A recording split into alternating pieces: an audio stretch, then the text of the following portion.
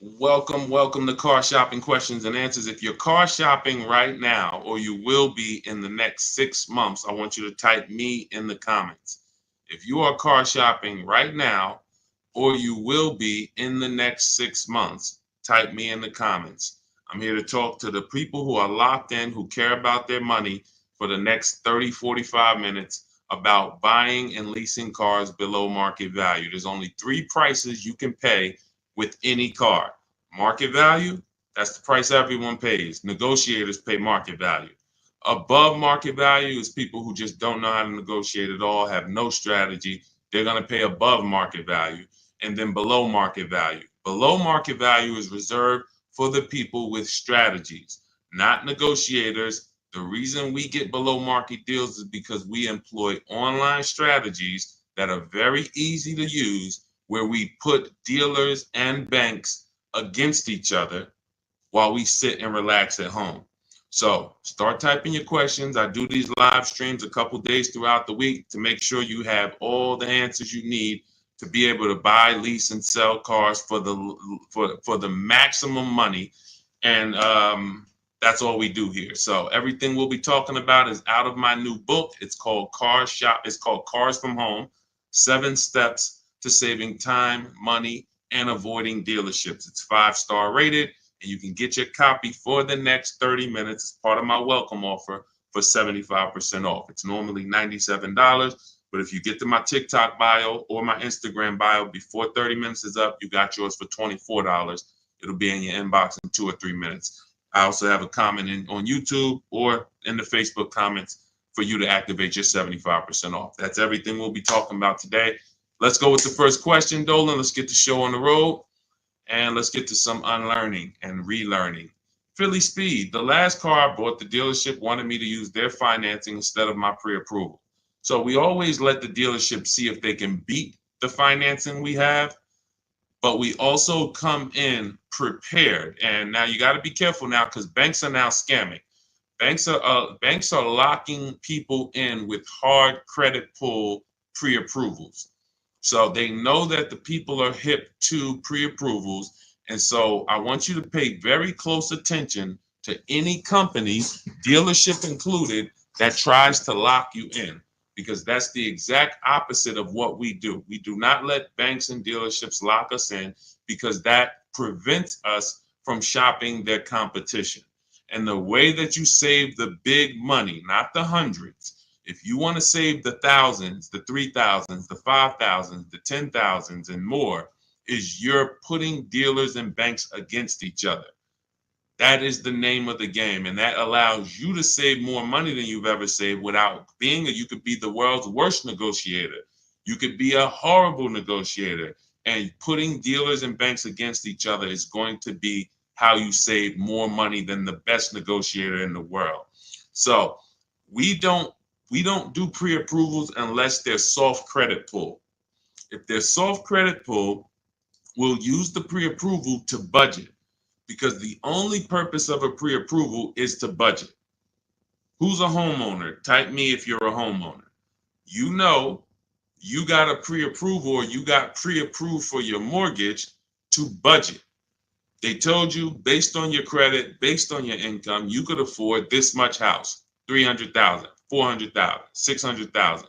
They told you this is what your interest rate would be. This is what your monthly mortgage payment would be with taxes and insurance. So the only purpose for pre-approvals is budgeting.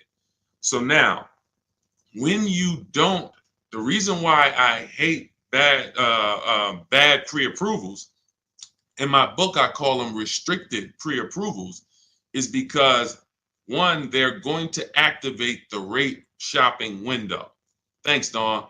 The rate shopping window is a period of time that the credit bureaus give you to let multiple banks and lenders access your credit with a hard pull to compete.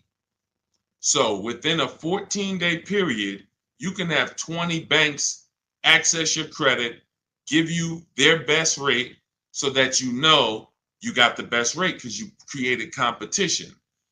Now, once you activate the first hard pull, the clock starts ticking. The clock starts ticking. And when you start, even see, You think this is your bank. It's not your bank. You don't own it. We don't own these banks.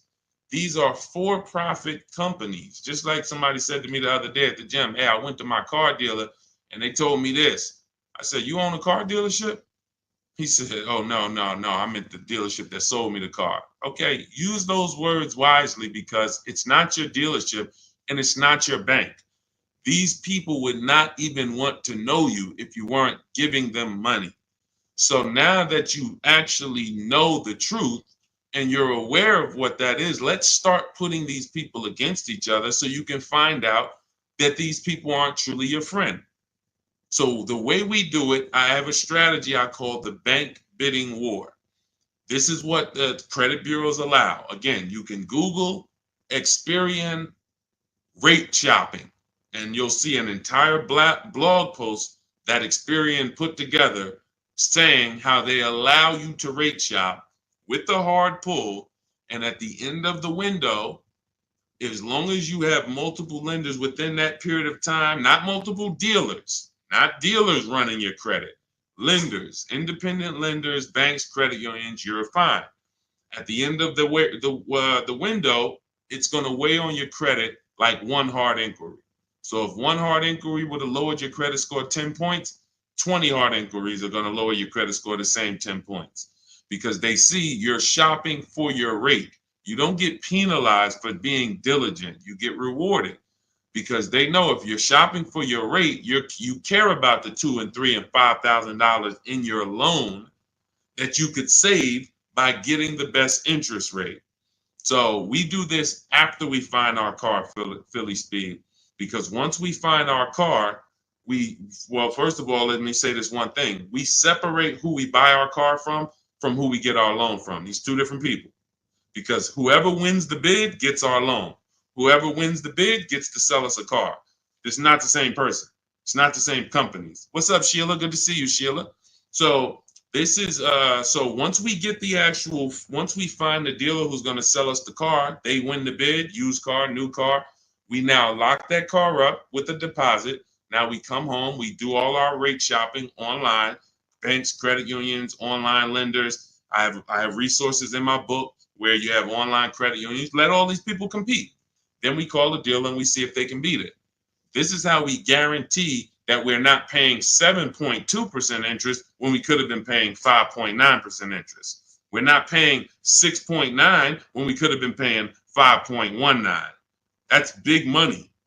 And I know you haven't been taught that. You've been taught, oh, let me just focus on this, my monthly payment. That's one of the worst things you could do is being a payment shopper. Being a payment shopper, hey, give me the $400 a month for this car. We got a deal. That is one of the, and in fact, that's the first video I made on TikTok that really introduced me to the world. Is the worst thing you could do in a car dealership. Just say, get me to this payment, we got a deal. Payments they can manipulate. $400 a month on a loan is 5 years, $20,000 on a regular loan. There could be $30,000 on a lease, $35,000 depending on the car. On a lease, could be $18,000, $15,000 with bad credit. $400 a month. There's so many ways to get this $400 a month. So you don't want to be mixing these things. You want to separate your loan shopping from your car shopping. And it's easy when you're paying cash. Cash buyers don't make these mistakes. Cash buyers still overpay. They don't get, unless they're bidding, but they don't make the mistake of mixing their payments and thinking, wow, just because I got a good monthly payment means I got a good price on the car. Absolutely not. You could have a great monthly payment, but you paid a terrible price for the car. Two totally different things. That's why we separate them. Go ahead, Dolan. I see a lot of questions coming in. Let's go. We'll keep more coming. Let's go. You ever had bad? Okay, let's go to the next question. I don't even know what that means. I don't even know what that means. Go ahead, Dolan. Next question. Maybe it was a typo.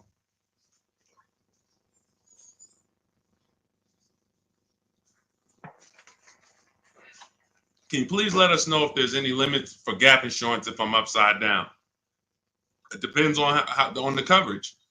You need to find out the coverage. There are gap insurance policies that I've heard of that didn't cover the entire shortfall. So, for example, if your vehicle is worth $25,000, but you owe $30,000, you're upside down. If your vehicle gets stolen and not found or totaled, you're going to owe money. And I've seen this happen so many times throughout the years because people didn't get gap insurance. They'll literally total their car. And then so now you got a horrible life event that happened. You got into a car accident, and then you get a bill. You get a bill, and people are like, wow, where did I get this bill from? And it's like, your car was only worth 25, but your loan was 30. So if you're driving around in a car that does not have, that's not worth what you owe, but you don't have gap insurance, you're exposed. Something happens to that car, not only are you going to lose the car, you got a bill coming to you. So what I always say is, you got to know when you're upside down. You got to know when to get gap insurance. And you also have to know you don't have to buy it from the dealership. You can call your insurance company, see if they sell it. You can Google insurance companies that sell gap. Usually you can find it for a cheaper price than what the dealership is going to charge. But some of the worst, it's insult to injury. It's not many things like losing your car and then getting a bill on top of that. That's almost as bad as like having a car that's breaking down and then you got to fix something on it, but you still have a car payment. So the car doesn't drive, transmission's out, but you still got to make a payment every month. It's like, those are two of the toughest things. So know when you need gap insurance. Don't skip that. That's not a smart decision at all. But then check the coverage too, because he's asking about coverage. Check how much coverage. Do you have $15,000 of coverage? When you get your gap insurance policy, ask how much is covered if, God forbid, the vehicle is totaled. Go ahead, Dolan. All right. Hey, what's up, MT? I'm in the market to lease my first Mercedes. I'm looking for an S580E. Make sure you get multiple offers. So let me give you an example of somebody who shops for a luxury car, gets multiple offers, and this was an electric BMW. Where's Teddy's deal? Teddy got a $73,000 BMW i4 M50. He got it for, he said he got 10 offers. Now, we use a process in my book, it's called the 25 to 5. When you're getting a new car or a lease, you're reaching out to new car dealerships. And the reason why the strategy is called the 25 to 5, because we're going to connect with 25 dealers online. Takes us 20 minutes. Using my email scripts, we're going to get 5 offers. So it's 25 connections, 5 offers, 25 to 5. Now, some people you'll see they've gotten more offers using the strategy. In Teddy's case, he said, I received 10 offers. I only used the scripts provided. Closed on a 2024 BMW, $73,000 MSRP, $856 a month. Now, here's what I always say, and Teddy is going to confirm this. When you properly shop multiple offers, you are going to see a wide range. If you shop the right way, your best offer should be $150 to $200 apart, at least that different. So your highest offer should be at least close to $200 apart from your best offer. And sometimes it's even more than that. So in Teddy's case, you can see the dealer's initial offer came at $937 using the counter offer calculator, which I have in my book. You get access to this calculator where we put all our offers in, and then it spits out the counter offers based on the best offer we received. He said I counted at $829. He came back at $856. That's where he closed the deal at. So $856, $73,000 vehicle. That's a 1.1% lease. The way you judge your leases is you divide the monthly payment into the total MSRP, and that gives you what the percentage is. So he got a 1.16% lease. But here's what's very important. My highest offer during this process from a different dealer was $1123. $1123, even after his counters.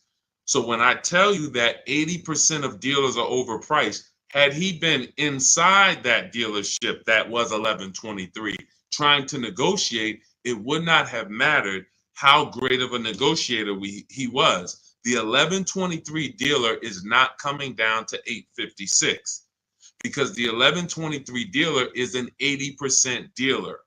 They're not going to sell the car if they can't make a certain amount of money. And that's what the 80% do. They'll discount and say, that's the best we can do. They're not lying to you, but it's not the best their competition is willing to do. So if you're in a dealership that's an 80% dealer, this is why I said at the beginning of the stream, negotiators lose all the time. Great negotiators who don't use a bidding system lose all the time. I don't care if you're in sales. You say, Deshone, I've been in sales. I negotiate for a living. You lose all the time because there's no way for you to know the bottom of a vehicle. You don't know, is the bottom 7,000 off? Is it 3,000 off? Is it 15,000 off? What's the bottom? And the only way for you to know the bottom is to get multiple offers from multiple dealers and see the one who gives you the best offer. That's what confirms what the bottom is. So this is what you do. If you're talking about leasing an S580, this is what you do. You get multiple offers. On an S580 $100,000 car, you should see a $400 swing from your best offer to your worst offer. You might see $1,100 a month, and you might see $1,500 a month from one dealer. That is from a different dealer. That's how different it is. Now, if you want to call around and try to get the quotes yourself by the phone, you can do that. We don't do that.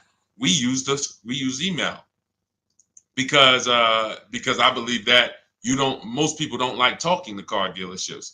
Believe it or not, there are some people who do, and God bless them. Go ahead, do your thing if that's you. Start calling around.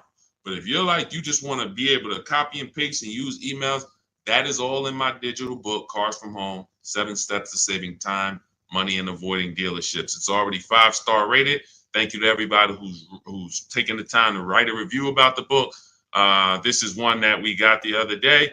Marguerite, I started pulling these up. This book is a must if you're thinking of getting a new or used car. So much has changed in the process since I bought my car 40 years ago. Think of it as a workbook. Even though you finish the book, you'll refer back to it several times. This is another one that I snatched. Deshone the Auto Advisor book, Leave Nothing to Chance from A to Z. He covers every aspect of car research, acquisition. I use the step-by-step approach from securing financing first to better understanding what I could realistically afford. Researched several vehicles, which led to the certified pre-owned. I reviewed my car specs, model years. See, what he's doing is he's walking you through the process I walked him through. That's what it is. It's a process. So when you get Cars from Home, my digital book, you now have a process for getting below market leases, process for getting below market car deals, a process for selling your lease instead of returning it to dealers and they go and sell your lease and make $2,000, $3,000, $4,000 and you didn't even know you could sell leases. You sitting here like, man, I didn't even know you could sell a lease. How much has that cost you? Let me ask you a question. You're like, Deshone, I didn't even know you could sell a lease. How much has just that alone cost you? If you don't know you could do it, you certainly don't know how to do it. There's still you listen, honestly, you might have been taught you can't even sell your car without the title. Who was taught that? I got to have my title before I could sell it. And I know this is true because when I was at the Mercedes dealer, people would walk in and the guy would be like, Deshone, is that the new one? I said, yeah, that's the new, the 20, whatever. I said, all right, as soon as I make my last payment, coming back to see you for that. I know. Most of the people are not going to admit it, but they didn't know. They don't know this stuff. So the reason why we have to get, I'm talking to you who are honest, who are willing to be honest and willing to take the bad news, because that's how we change. You cannot, if you won't admit that you didn't even know how to sell a lease, then how are you going to get to the point where you can sell leases and make $2,000, $3,000, $4,000? See, I always meet people with bad news because I care about your car deal. I'm not the person who meets you and says, hey, Milton, you're doing a great job. Brandon, Rindy, you guys are just doing a great job buying these cars. Look at your deals. Wow, you're getting 1% leases. Wow, look at all these offers. You're getting $5,000, $10,000, $15,000 off on all of these offers. Great job. Oh, man, look at your pre-owned car. You got a huge discount. Originally, this car was $50,000 and you got it with good mileage for $26,000. Wow, you got a great discount on this pre-owned car. That's not how I'm meeting you. That's not how I'm meeting you.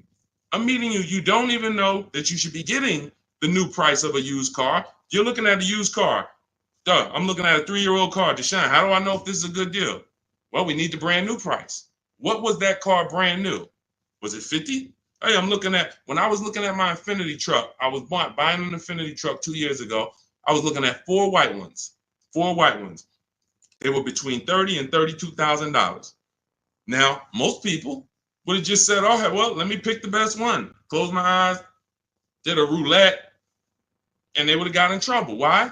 Because I know, which is what I teach you in my book and what I teach in these streams, you have to get the new price. So now I get the new price and I find out one of the vehicles brand new was 46, one was 48, one was 52, and one was 54. Brand new. So all of those cars, when they were 30 to 32, they look similar. Oh, they look so close in price. But once I understand that, oh, this one's 46. That one has $8,000 more equipment in it. The price became far. It became clear what value was the best. Somebody would have picked the $46,000 car and said, oh, well, that one they were asking the lowest price. Meanwhile, for $1,500 more, you could have got $8,000 more equipment. This is value. So these are the things when I meet you, this is how I come. Deshone, I know I made a lot of mistakes. I'm willing to hear the bad news so I can get to the good news, so I can stop making these mistakes. That's all we're here for. And if you could take that, then we're going to be fine. You're going to be just fine. I can help anyone get below market deals who's willing to unlearn.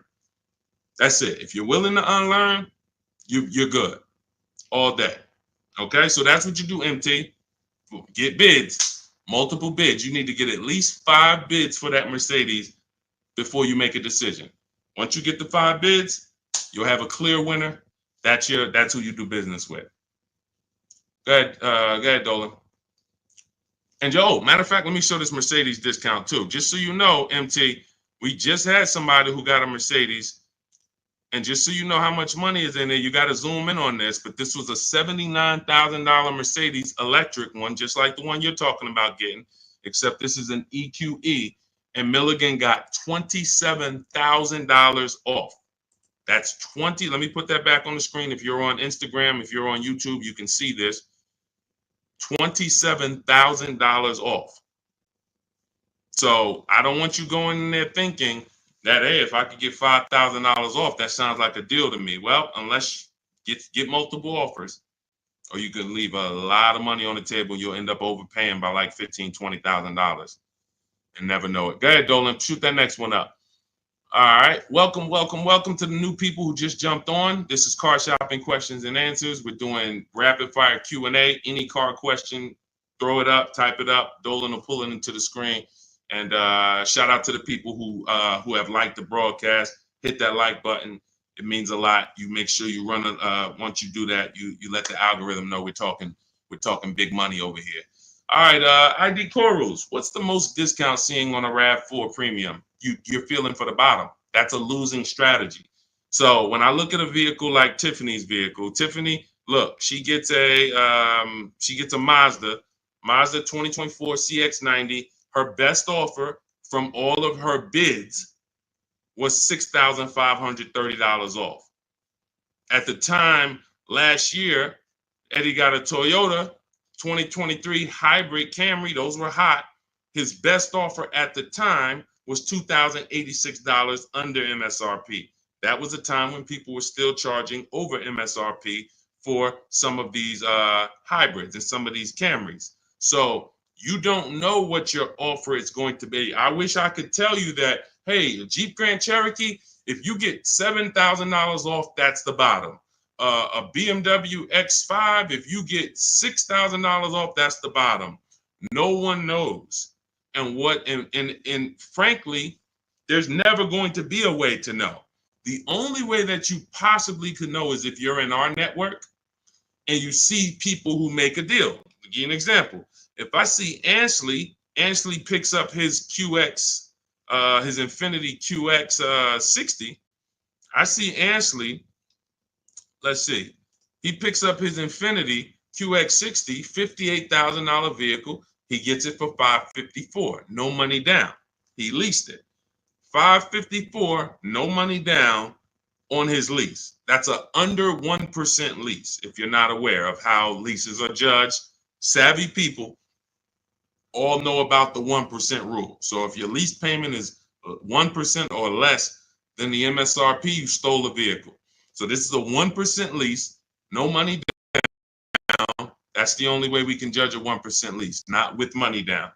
So when I look at the discount on this, he probably got $7,000-8,000 off that Infiniti.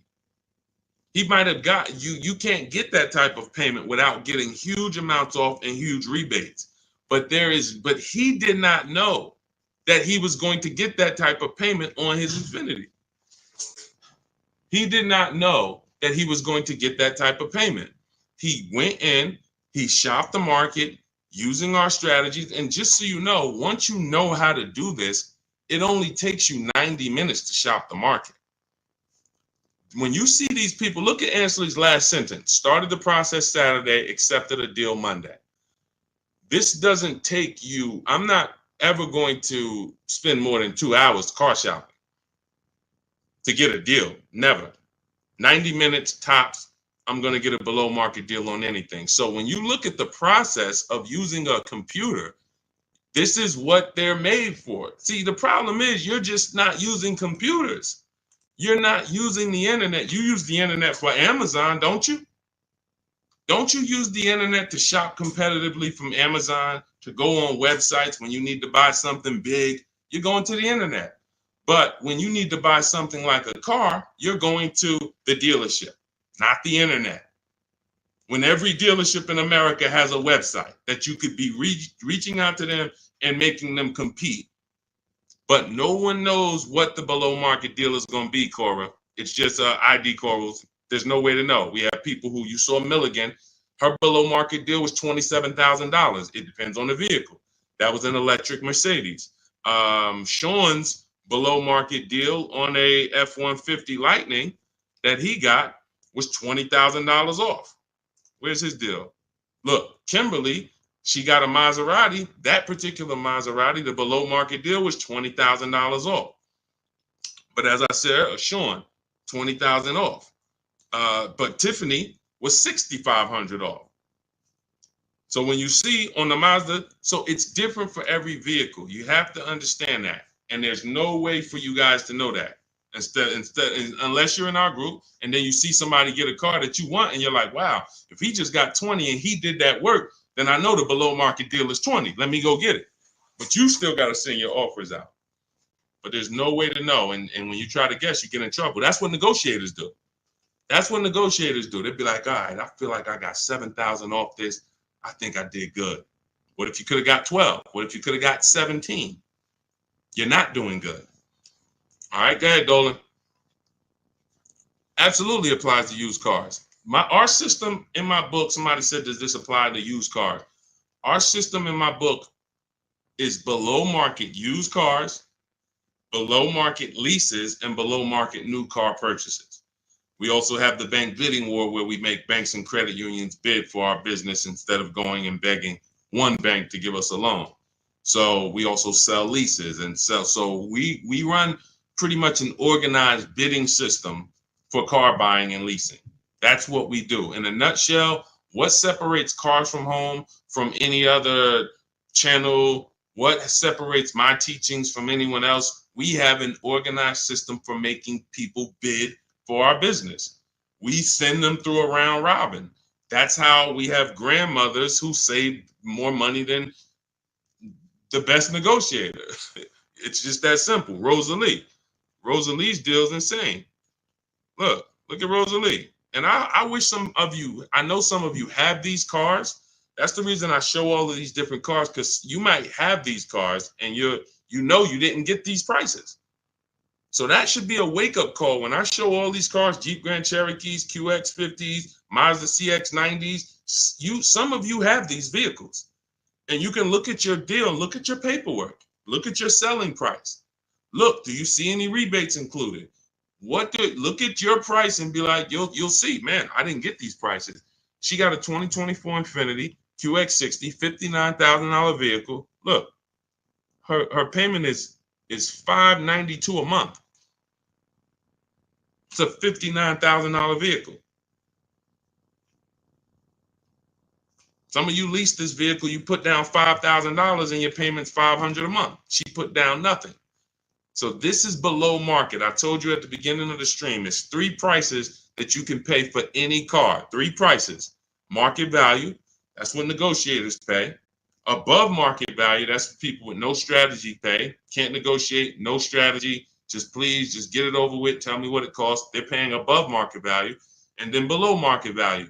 Below market value is reserved for the people who know how to make people bid and compete for their business.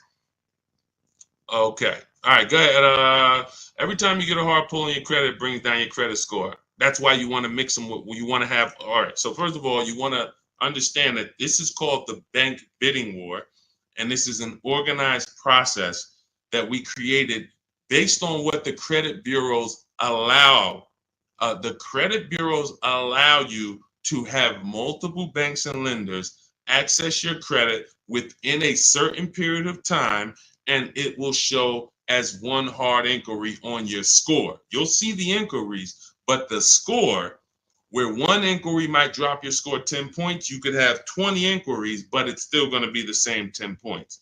And you can Google very simply, go to Google, type in Experian, which is a credit bureau, rate shopping. And you'll see the article that Experian themselves wrote telling you how you can rate shop. Banks don't want you to know this. Dealerships don't want you to know this, but we do this. So this isn't something that's new to us. It may be brand new to you, but think about that. If you are letting a lender lock you in to one offer, that means you're not shopping your interest rate. If you're going to Navy Federal because you're so gung-ho and super chummy with Navy Federal, but you're not letting anyone else compete against them, then you're not getting the best interest rate you could be getting. You certainly don't know it. You think because, oh, Navy Federal, they're my credit union, they would never charge me a higher interest rate than someone else would. Who said that? Their goal is to make money. So we use a strategy that is allowed by the banks, by the credit union, by the credit bureaus, and most people don't know about it. That's fine. Most people don't know anything about what I'm talking about. So everything that we're talking about here, most people don't know about selling leases. Most people don't know about getting bids for their cars instead of trading. Most people don't know about sitting online and contacting 20 dealers to get a lease quote using online scripts, emailing only to get 5 offers. Most people don't know about anything we're talking about, leasing, and how leasing saves you way more money than buying unless you keep your cars 8 years. If you keep your cars 8 years, then leasing doesn't save you more than buying. But if you don't keep your cars 8 years, leasing, getting below market lease deals like some of the ones you see that I've shown you, saves you way more, thousands more than buying. Most people don't know any of this. So it's not about that. It's about, will you know it, Dawn? I don't care about what most people know. I care about the people who are like, look, I want to know this. I want to know how to make sure I shop for my interest rate and don't let the dealer shop for it for me, or don't just let one bank give me their offer. No, it's too much money. You know the difference between, and I want to pull this up, the difference in interest between on a $40,000 loan, $40K loan, what's the difference in interest from, let's say, 5.9 to 7.9%? Because we're so busy talking about the money on the car, but we totally overlook the money in the loan. And we don't. So when in my process, those of you who have my book, you know the bank bidding war. You know we're taking shopping at home for our loan just as serious as we're taking getting the best price for our car. So look, on a loan period, 5-year loan, interest paid on a 5.9%, 5.9%, hold on, interest paid at 5.9 is 15.8, difference is 4,000, positive comparison, and interest cost $40,000 loan over 3 years and 5 years. $11,000 in interest? That can't be right. Interest paid is that can't be right. Hold on.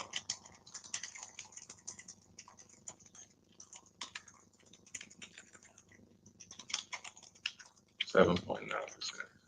How much interest is paid on a 5-year loan? 7.9%. Could be over $15,000. That's impossible. 7.9 is that's impossible. Hold on. Now I gotta figure this out. I know it's a big difference. I know it's thousands different, but on a $40,000 loan, hold on. Wow.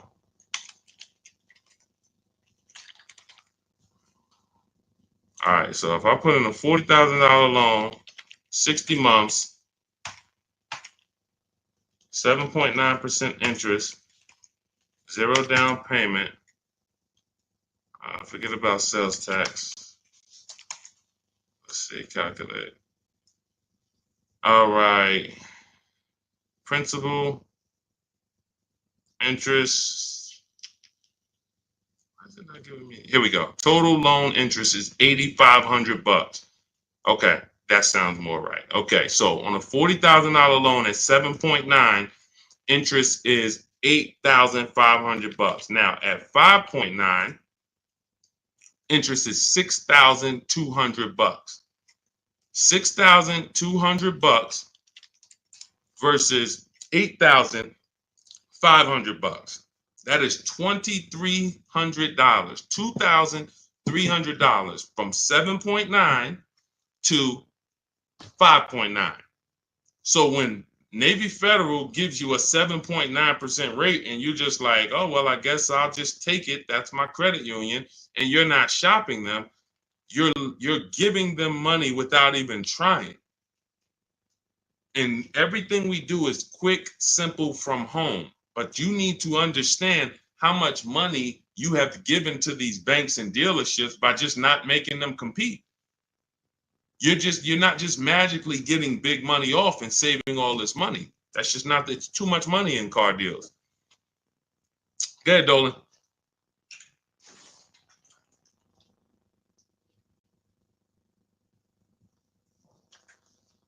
See, I see a lot in a lot of these questions. What I'm seeing is people trying to feel for the bottom. You don't want to use competitive strategies. You're not going to get there that way. Michelle, what's a good APR on a 2014 car? First of all, a 10-year-old car, you shouldn't have a loan. In my book, I teach something called the rule of 72 and the 10th birthday. 72 months is the longest loan you want to take on a car. Anything longer than that is like a 50-year mortgage. If you got to take a 50-year mortgage to afford a house, you can't afford the house. So why is the 10th birthday there? Well, that's because we should have the car paid off by the 10th birthday. In true affordability, you can do this. If you can truly afford a car, you can do this. You can get a car on a 6-year loan that has a payment that you can pay off by the time the car turns 10. You know who can do this? People who are buying cars they can't afford. People who want to get the Dodge Hellcat or the Dodge Demon and they can't afford the $70,000. So they're going to get one that's a 2017 with 90,000 miles on it, and they're going to pay $15,000 for it, $15,000. But the car is crap. Car's crap, $18,000, $20,000, but it's crap. Cars hasn't been taken care of, and they're going to take out a 6-year loan on it. So they're going to take out a 6-year loan on a car that is already old with high mileage. I've seen this. I call this the repo recipe. Some of you may have seen the video that I made on the repo recipe. The repo recipe created the rule of 72 and the 10th birthday, where I started looking and saying, by far, the amount of people I see losing cars to repossessions are people with loans on older cars. They own loans on older cars that instead of getting a nice, smaller, maybe less socially impressive used car, they want to get something that looks better, has more amenities to them, as more in a class of luxury. all right, Deshaun, I could get this 2015 BMW. It's it has 90,000 miles on it. They only asking 14 grand. It's a horrible decision unless you can pay cash, because all you're doing is investing in a car for 5-6 years with payments that is already due for repairs.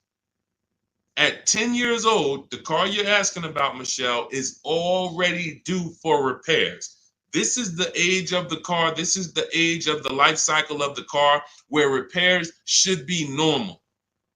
10 years old, the car should be paid off. And every 2 years, you go to your mechanic. Hey, what does it need? They say, okay, hey, you got to put 1,000 into it. You got to put 800 into it. No problem. Here you go. Let me keep my car running. That's the age of repairs.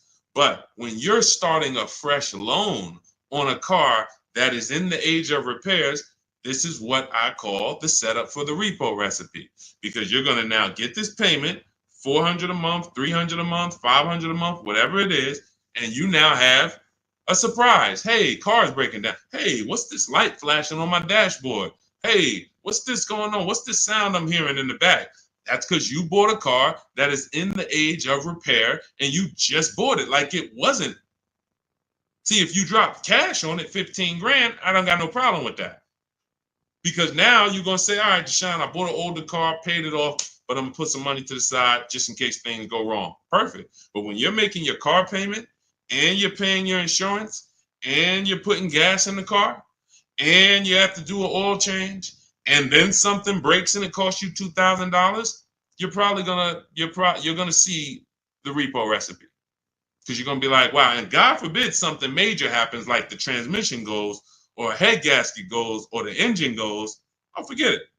Now you're sitting there with a $400 payment on a 10-year-old car that literally you still owe $16,000 on, and it doesn't even drive. You need an engine. Happens all the time. I've been seeing it happen since 2006 when I got in the car business. And what's the reason? Older cars, long loans. Let's get these older cars, instead of being frugal and saying, all right, I could afford $300 a month. Let me go get an inexpensive, smaller used car that I can get something that's 5 or 6 years old, where it'll take care of me.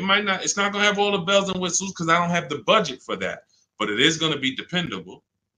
It is going to get me from point A to point B. It will allow me, it won't surprise me. I'm not going to come out one day to go to work and the car is broken down on me. Now I'm calling out of work and I got to call a tow truck and all of this stuff you're going to have with this 2014. So these are the things that I speak to my family about, to my friends when I was in the car business. These are the things that I would speak to people about, Michelle. A loan on a 2014 is a horrible idea. I can't even tell you what a good APR would be, but if you had said what's a good APR on a 2020, I can tell you we need to bid that out. We don't know what a good APR is. Is it 5? Is it 4.9? Do they have a special interest rate, 1.9? What's the best we're going to get? We're going to put it through a bank bidding war process, and we'll see. That's it. But a 2014, that's just too old of a car to have a loan on. Go ahead, Dolan. Everything I'm teaching is inside my new digital book. If you want the entire blueprint of everything that people like Pierre have used, people like Zafrina have used to get these below market deals, Teddy, people like Jared, look, Greg, some of you know Greg, he got his EV6 Kia, $56,000 vehicle, $527 a month. Everything that these guys have used and girls have used to get these below market deals is in my new digital book.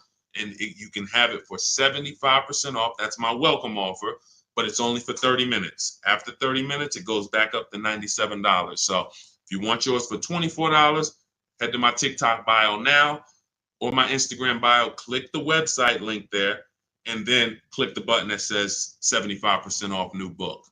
Get there before the timer so you can get your $24 book instead of a $97 book, even though it's worth it at $97. And if you're on YouTube, I have a comment for you, a link for you in the chat, and then I have a link for you guys on Facebook. But that's for those who want the blueprint. It'll be there. And make sure when you get your book, you screenshot the thank you page, because it has my support team's email on there, just in case you type your email wrong. Want to make sure you can reach out to support to get your book. Go ahead, Dolan. Does your book go into detail about cash purchases? Cash is simple. It's just simple. You're using one step of the bidding process. If you don't have a car to replace, then you're using one step. If you have a car to replace, then you still be doing the equity assessment to sell your old car. You just wouldn't need the bank bidding war because you're not financing. But for sure, if you use you'd be using the same process that Milligan used. Milligan used to save $27,000 off her car. Pierre, he got his pre-owned Mazda. He got 20% off certified pre-owned CX5. Used the perfect budget calculator. Spotted this best deal of similar listings, and then he knows how to get the original price to make sure that he got the biggest discount from the new version. Somebody like Vincent. Vincent gets a Lincoln. He wanted to get what I like about Vincent is he got more discount than he went in to get. I can't even see all of these people. Here we go. Vincent, he said, I bought a 3-year-old Lincoln Corsair, under 45,000 miles.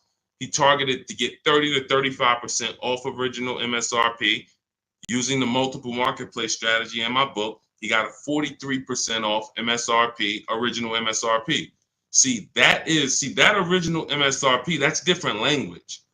That's language that you should be using when you buy a pre-owned car.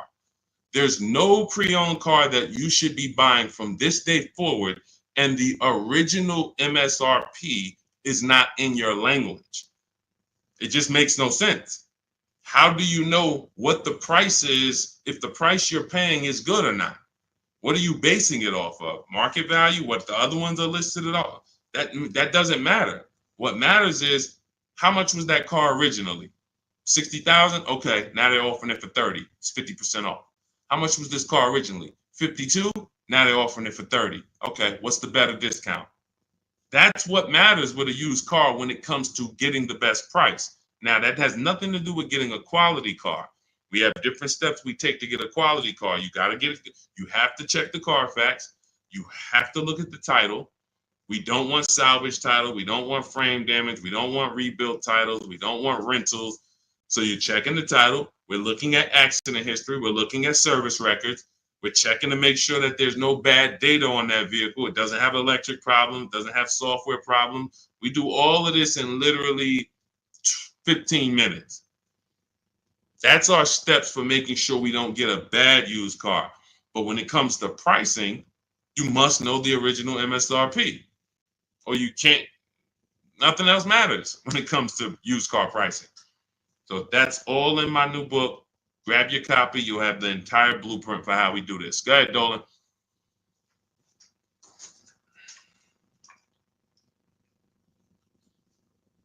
What do you do if your loan is upside down and you want to lease? Transfer it over. In my book, we have 2 ways to get out of a negative equity. There's 3 options with negative equity. 2 lead to a car, 1 does not. So just so you understand the severity of negative equity I call the bad credit for people with good credit. Because when I was at the dealership, people walk into Mercedes, and if they left with they could have an 800 score. If they had too much negative equity, they were not leaving with the car. So there's only 2 things that I've witnessed in my career that stop people from getting deals on cars. Credit's too bad, negative equity. So that means it's a serious thing. So what I say is understand the cause. The cause, which you seem to know already, Lavis, is you should be leasing, but you buy. That's why Lavis is asking about how going from a negative equity deal to a lease, because the taking out 5-year, 6-year loans is what you do. Then you go and you replace those cars in 2 or 3 or 4 years. You have negative equity. Happens all the time, especially to you who doing no money down deals. And to those of you who are putting down like 5, 10 grand, you don't have any negative equity, but you're losing that money. You're not getting that money back. You put down 5 grand, 10 grand on a car, then you come to trade it in 5 years, and you come to trade it in 3 years. You're not getting that 5, 10 grand back. You don't because it's just the car depreciates too much. So you're just throwing money at these cars that is not coming back to you. When you are going for a lease now, we have 2 ways that you're going to transfer to a lease from a negative equity deal. We're going to do our equity assessment. You're going to go to CarMax, go on these websites, CarMax, Driveway, Carvana, KBB, Instant Cash Offer, Car Gurus, and AutoNation. Sell my car. 6 offers. So they're going to give you 6 offers on your current car. Now, that is going to be the smallest amount of negative equity that you're going to have, because that's the best offers you're going to get. These are companies that fight every day to buy cars. That's what they do. So they're not lowballing. They're not saying, hey, we'll throw out one number here and then we'll negotiate. Hey, Charlene, good to see you. Good to see you, Michael Singleton. They're not doing that. They're coming in and saying, all right, we're going to put our best offer online. And then when we inspect the car, if there was something that you didn't tell us about the car, if there was something that you left out, we're going to need to deduct that when we inspect it. So they're putting their best offers online right there. And so that means that's going to be your lowest amount of negative equity, because you're getting the most for your car if you sell to one of them. So let's say your highest offer comes from a Car Guru's dealer who wants to buy your car for $19,000. Let's say you owe 21. You owe 21, they want to buy it for 19. Hey, Steve Long, what's going on? Good to see you. What should you do? You should pay the difference, because when you pay the difference, you're closing the deal with the least amount of negative equity. That's what you want. You're closing the deal with the least amount of negative equity. And so when you go buy your car, your next car, or lease your next car, rather, in your case, negative equity has nothing to do with the deal. So that's what you would prefer to do. Pay the difference and then go out and get bids for your lease and then do a clean deal. But now let's say, they offer you 19 and you owe 29. So you are now $10,000 upside down. You can't pay the difference. I don't have 10 grand to pay the difference. Okay. Now what you have to do is you have to transfer that negative equity to your next deal, which means you have to trade your car in. And we don't trade. We don't like trading because you can't get bids. What's up, Dion? Good to see you. You can't get bids. The reason why when y'all hear me say trading is a curse word is because you don't get the money your car is worth trading it. You don't get the money anything is worth trading it. So now you've bought this car, you found this deal, but now you have to go to the dealer and say, all right, I need you to take a look at my car. Now, what happens if Carvana offered you 19, but this dealer can only pay 17? It's just all they can pay. They can't match that offer. So you're going to have more negative equity in most cases when you have to do this. So, but that's okay. If you can't pay the difference, this is your only option. Now, it's very important for those of you who are trying to do negative equity trades and then go into a lease that you understand loan to value ratios, because that's what's stopping you from getting your deals. When you go to buy a car, the bank usually gives you 20% above the value of the car. That's the max the bank is going to really give a person with good credit. Sometimes a little more, but we'll use that it could go to 25%. Ridiculous banks will go to 30%, but 20% is really benchmark. So if the car you're buying is 40, the bank is going to lend you max 48,000. That's 20%. So no dealer, no bank. What's up, Benito? Nobody can get $50,000 approved on that $40,000 car. So when you buy your car, you're trying to buy the car, put the taxes in, put the fees in, and then throw the negative equity in. So the car was 40. Next thing you know, you're at 52, and you want to do a no money down deal. And you're wondering why you can't do a no money down deal, because the bank is saying we're not going to lend 52 on a $40,000 car. That's when they come to you and they'll say, hey, you got to put money down. Can you come up with $5 grand? Because we can't get the bank to approve it. It's loan to value.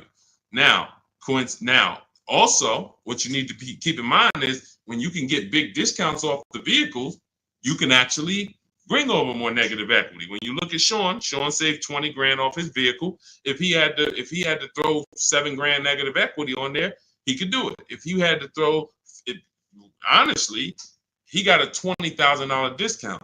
If he had to throw 20 grand of negative equity on here, he could do it. Payment's going to be high, but he could do it. It wouldn't affect the loan to value ratios because he got a huge discount off the vehicle. We talked about Tiffany. She got $6,500 off of her vehicle, her Mazda CX-90. If she wanted to slap $7,000 of negative equity on top of this deal, she could do it because she got a big discount. And the bank says, well, we're basing the loan off 44, not the fact you bought it for 36, 38. You got a big discount, but that we don't care about that. We're looking at 44 and we'll lend up to 51 or whatever. So if she gets $7,000 off and she wants to throw $7,000 in negative equity, the bank's going to say that's fine, no problem.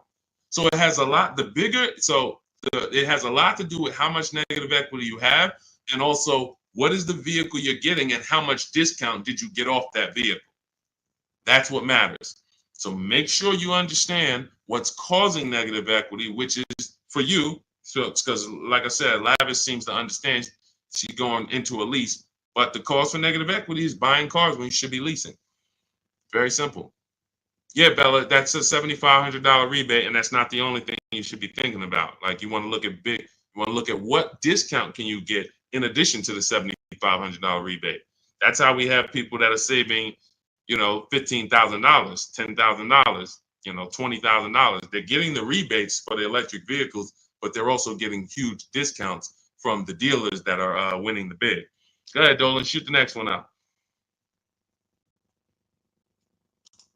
Okay, all of this is in my new digital book. It's called Cars from Home, 7 Steps to Saving Time, Money, and Avoiding Dealerships. This is the blueprint. This is 14 years of car business experience with Mercedes, with General Motors, and running my own brokerage and teaching thousands of people online how to get these below market deals and using a system. We don't wing it. It's not an accident. It's not like, oh, I hope this works. This is a particular set of things you do online to make dealers and banks bid, and success is guaranteed. If you trust my process and forget about your old way of no process, you will be fine. The success is guaranteed. So as part of my welcome offer, you can get the book for 75% off. It's normally $97 because it's worth every penny. I didn't want to price the book like it was a regular book because it's not. So it's normally $97, but for 30 minutes, you can get your copy for 75% off as long as you get to my TikTok bio, click the picture of me before 30 minutes is up. The welcome offer is only 30 minutes, then the price goes back up to $97. So you can go to my TikTok bio, go to my Instagram bio, click the website. You can go to the comment section on YouTube or the comment section on Facebook. Click the link and get your 75% off. But make sure when you get your book, you screenshot the thank you page because it has the link right there to open the book. And then I also email you a copy, but sometimes you'll type your email in incorrectly and we can't email it. So you'll have my support team's email just in case. Is Capital One a good option to finance a car? We get bids. We spent a lot of time. You must have just jumped on, Jen. We get bids. There is no bank that is giving you the lowest rate. If a bank always gave you the lowest rate, they would be out of business. So when we consider what lenders, why do you think there's people in the money business? There are people in the money business. They don't care if you buy a car. I see you, Genome Hamilton. We'll get to you. Get that question from Genome on Facebook, Dolan, next. So why do you think there's people who are in the loan business? They don't sell cars. Banks don't sell cars. They sell money. So when you just see the overpaying, I told you guys, it's 3 prices you can pay for anything you get. Market value, above market value, below market value. That means you can get a market value loan. That's the average. You can get an above market value loan, which is above average, 2-3 points higher than what you could have got just because you were lazy. Now you're paying not 8.2%, but you should have been paying 5.7%. But you just didn't bother. You just said, okay, I guess this is it. But below market deals come from competitive offers called bids. So when you are when Capital One should be a bank that you get a bid from, Navy Federal, Bank of America, Community Credit Union, Lightstream, everyone and anyone should be in the bank bidding war, because the more the better. So when you get my book, you get the bank bidding war blueprint. For those, every time you're going to finance a car, you would use that process to make banks and credit unions bid for your business, so that you guarantee you got the lowest rate. You don't drive off hoping you got the lowest rate when you didn't even make anyone shop. How would you have the lowest rate? There was no competition. We cannot get money off when there's no competition. The big money, the thousands of dollars off that you're seeing, is reserved for competition. This is reserved for people who make people compete for their business. That's what the big money is reserved for. Look, 4 days of leasing like a boss. Started with a Kia Telluride EX. That was my first choice. 15,000 mile a year lease, range from 642 to 753. Moved to Honda Pilot EX. All-wheel drive is choice B. Got quotes between 616 and 719 after contacting every dealer in North Carolina. We do this totally online, so Melissa's talking about the entire online process. The dealer I ended up leasing from originally quoted me 719, came down to 616 in 3 days, 0 at signing, 0.13% lease. This is what it's about. Competition. She knows she got the best price. You can't go to her and be like, Melissa, you think you could have did a little better? She's going to be like, look at all the offers I got. Do you think I could have did better? You're going to look and say, no way. See, competition is what gives you the peace of mind. Every time you buy a car, why don't you have peace of mind? Why are you driving away hoping? Driving away, oh man, you think we did all right? Should we have gotten tried to get more for the trade in? Shoot, we ended up putting 3,000 down. We only wanted to put 1,500 down. This is how you're leaving the dealership. Why? Because you're not making people compete. So when you're not making people compete, you're begging for discounts. And you have no leverage to be able to compare to even know that you got the best price. You have nothing to compare it to. So when people come on the stream and they're like, hey, Deshone, I'm paying $519 a month for this car. Is that a good deal? You have nothing to compare it to. Hey, I got a 2019 Mazda 3 for $17,000. Is that a good deal? You have nothing to compare it to. But if you had seen 7 Mazda 3s and then the one you got, it was originally, $31,000, but you paid, $17,000 for it. You know this. And this stuff is simple. This isn't building rocket ships. But this is reserved for the people who care about their finances. Everyone doesn't invest. Everyone doesn't save. Everyone doesn't, take financial literacy seriously in any way. But there are opportunities that flash past all of us where we can absolutely benefit from learning things that other people don't know. If you learn how to invest in stocks better than other people, you're going to do better than other people. If you learn how to get cars less than other people, you're going to get less than other people. This is not by accident. But you got to focus. This is your second most expensive purchase. So this is only for the people who are focused. This is for you. The blueprint, everything, my book, anything I do, the streams. The streams aren't for distracted people. We can't do nothing with distracted. There's people on here right now. They've got me on one channel, playing video games on the other channel, and then eating with another hand. And they think it's hard to win like that. And we're going to talk about a $30,000, $40,000, $50,000 transaction, and you're not even really focused. So I want the people who are focused to understand your success is guaranteed. Just by being locked in, your success is guaranteed. Because we have a process that you can trust that you no longer have to wing this car buying thing. I've been in this thing since 2006. Car buying is very predictable. New cars, used cars, leases. There is nothing a car salesman is going to say or type to me or send to me in an email or send to my people that I haven't seen before. I used to have to send those same emails, copy and paste them. It's so predictable. So once you understand that, you'll understand why we're able to get these deals. All we're doing is putting people against each other. Simplest terms. Simplest terms. But we do have some advanced stuff when it comes to leasing versus buying. Obviously, this is more advanced teaching that people don't understand. But getting the money off, it's competition. Competition. Go ahead, Dolan. Shoot the next one in. Jerome Hamilton, if I get a GM employee discount, can I get a better lease? Who knows if they're going to really give it to you? See, the problem is when you walk in and say, hey, I got a General Motors discount. All right, here, let me work you up these numbers. All right, it's $601 a month with $2,000 down. Oh, that's the GM price? Yeah, that's the GM price. How do you know that? How do you know the GM price? How do you know it's not $3,000 in rebates that I'm holding back? How do you know it's not $3,000 in rebates and I'm only giving you $1,000 of it? Here, hey, I also, we have $1,000 rebate I also put in there for you. Oh, yeah, you did? With the GM pricing? Yep. You don't know. You don't know.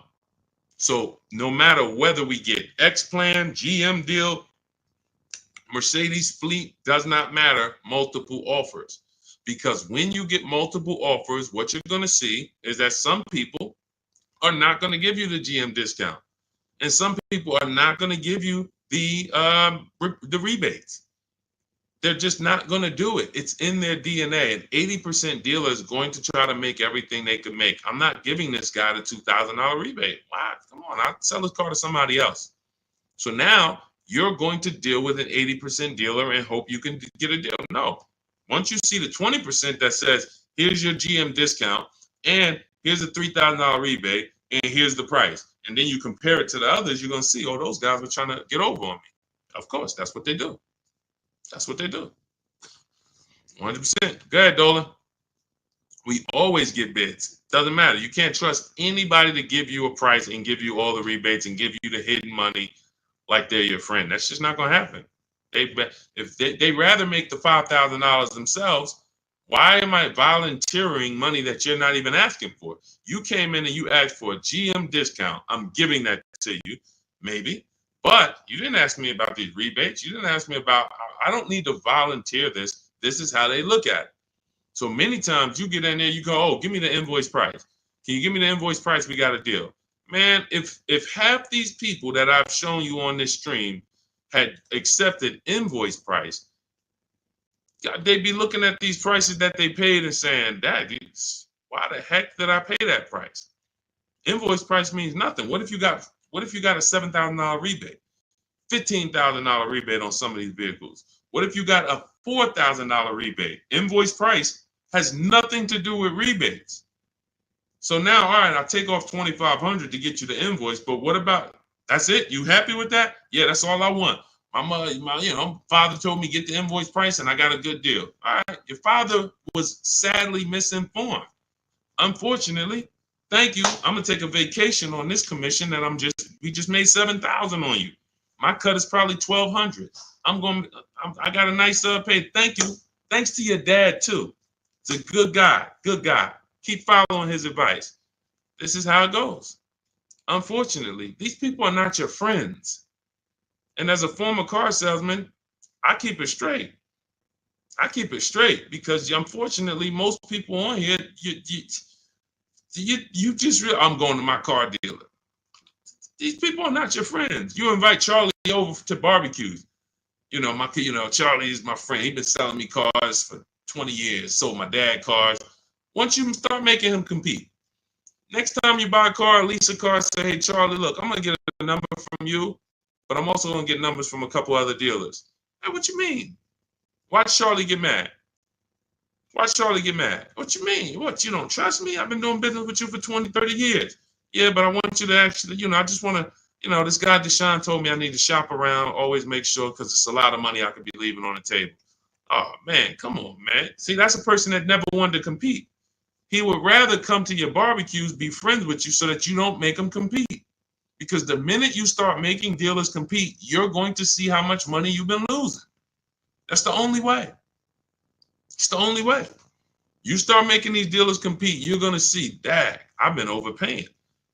Some people right now getting phone calls right now. Hey, come on in. We're going to upgrade your lease. Good news. We're going to keep your payment around the same price. Who's getting these phone calls? Who's getting these phone calls? Good news.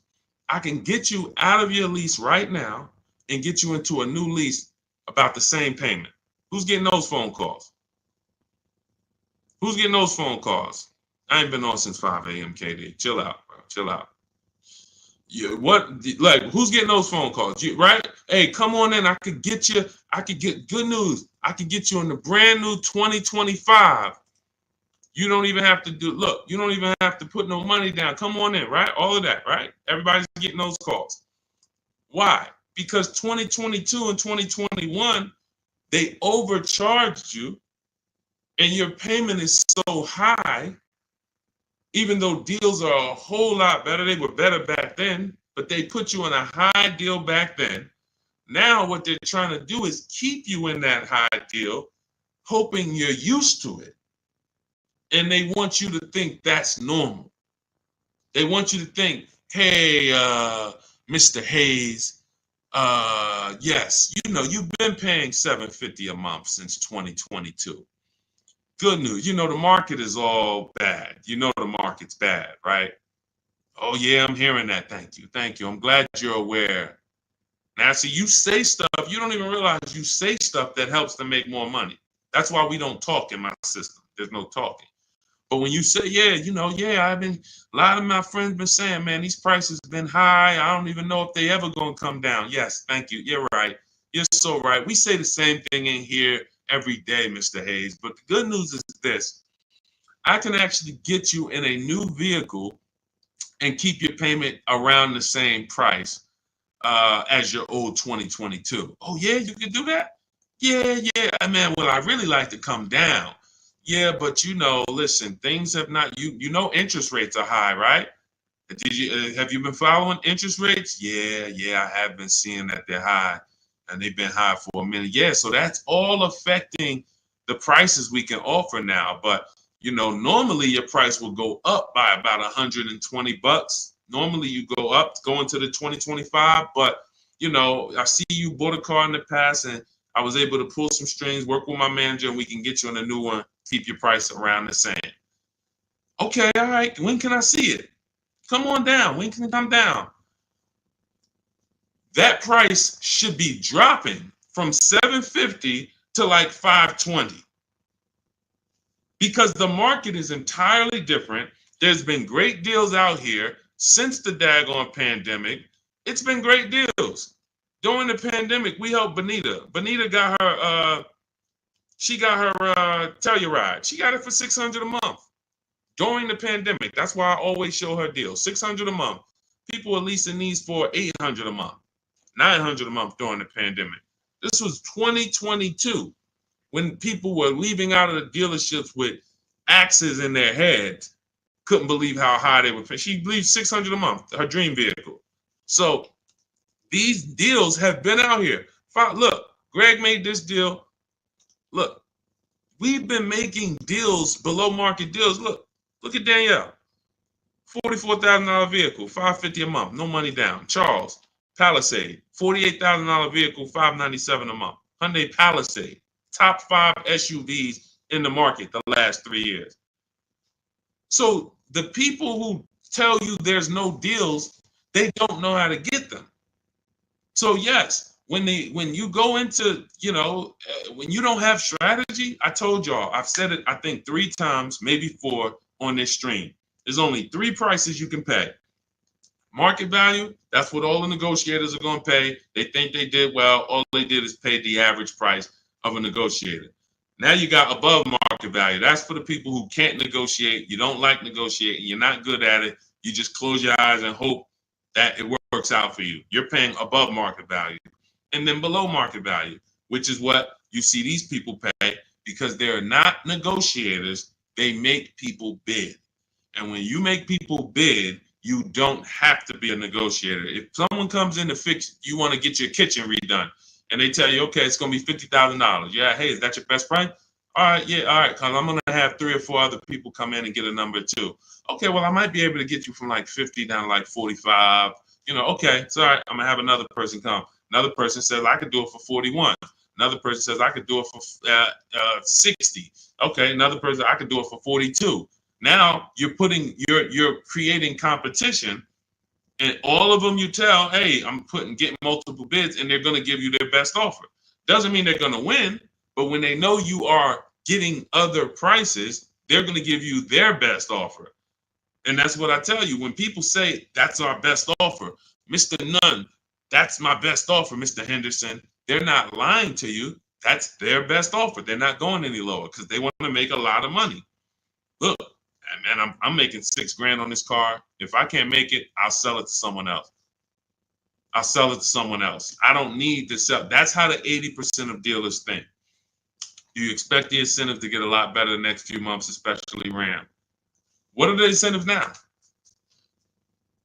Unless you can tell me that you shop multiple dealers for Rams and you can show me 5 different offers you've gotten on a Ram, you don't know what the incentives are now. How can we wonder if stuff's going to be better? What are you comparing it to? You went into one dealer, Dodge dealer, hey, how much is this Ram? They told you and you're like, oh, well, that's expensive. 80% dealer. 80% dealer.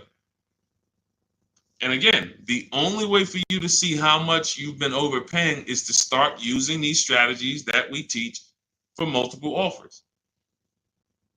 And I know, sometimes it's hard to face that. Sometimes you would rather not see how much you've been losing. And that's understandable. It doesn't make financial sense, but it's an emotional decision that's understandable. I don't want to know, Deshone. I would rather keep shopping the way I've been shopping and save no money or the same money rather than shop the new way and then see that the old way was costing me tens of thousands of dollars. That doesn't make financial sense.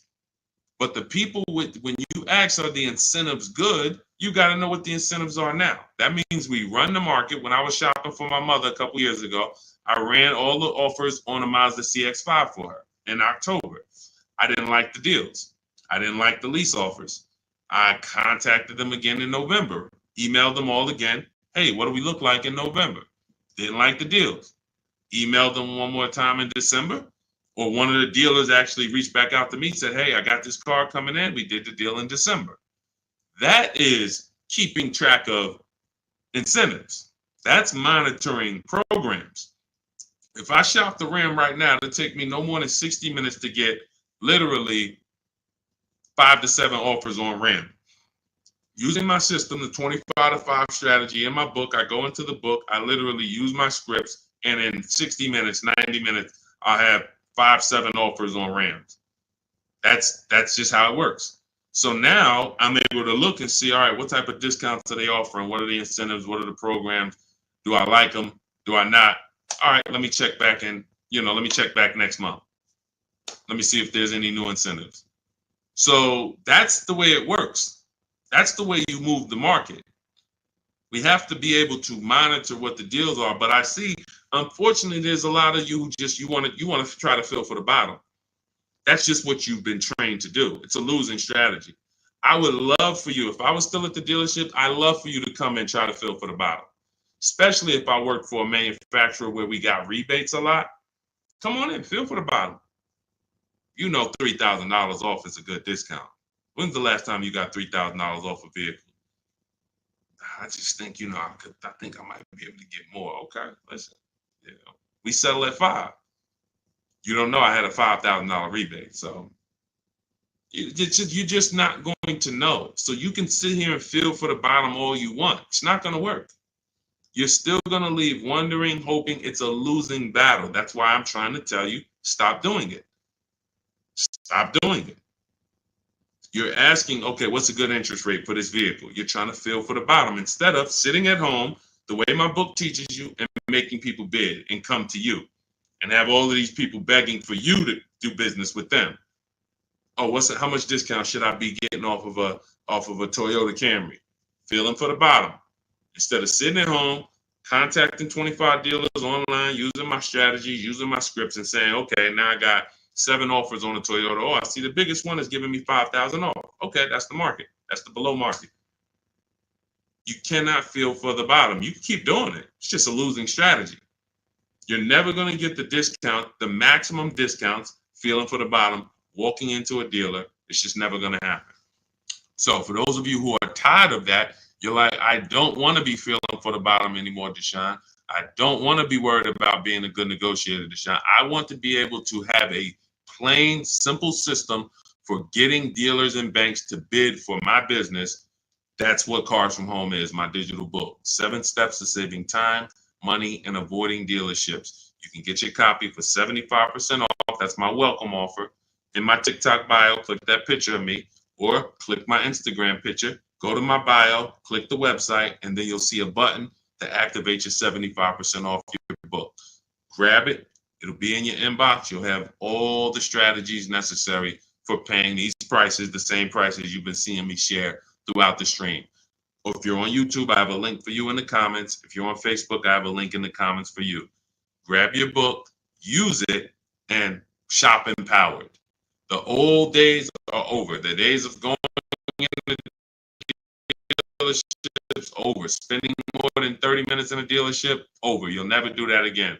Begging for discounts, over. Not knowing what to say, hoping, oh man, they told me don't tell them I had a trade. All of this garbage that they've been none of this stuff works because you're not employing competition. So all of those days of that's over. Watching social media videos, all right, man, let me try to remember this. All of that is over because we have the blueprint. It's already 5-star rated. You can Google it. Thank you to everybody who's reviewed the book on Goodreads. We appreciate you. We couldn't get to this many reviews and a 5-star rating without you guys taking the time to rate the book and review it.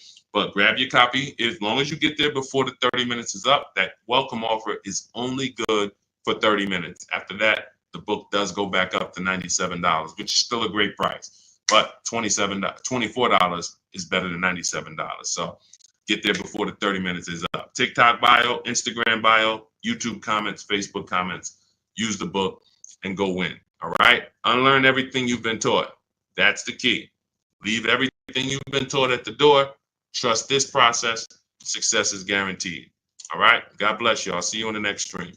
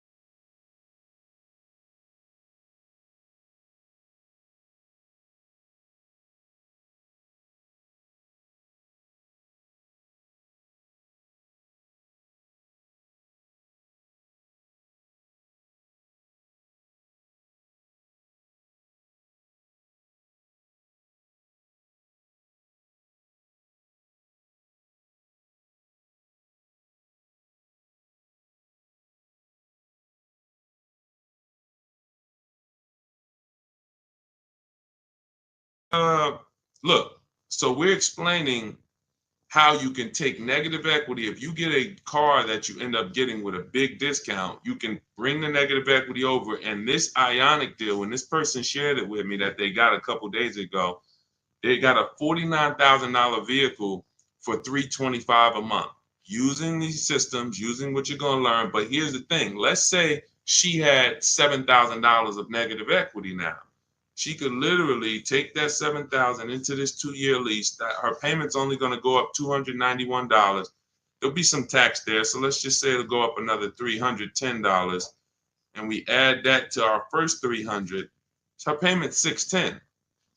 Normally, getting a $49,000 car, bringing $7,000 of negative equity over does not equal a $600 payment. That's a $1,100 payment. That's a $1,200 payment.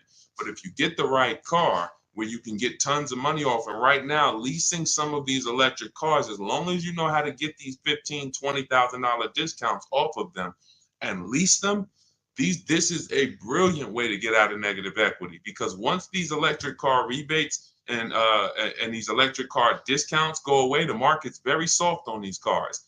Once they go away, we're not going to be able to move negative equity over to these leases and make it make sense the way it's making sense now.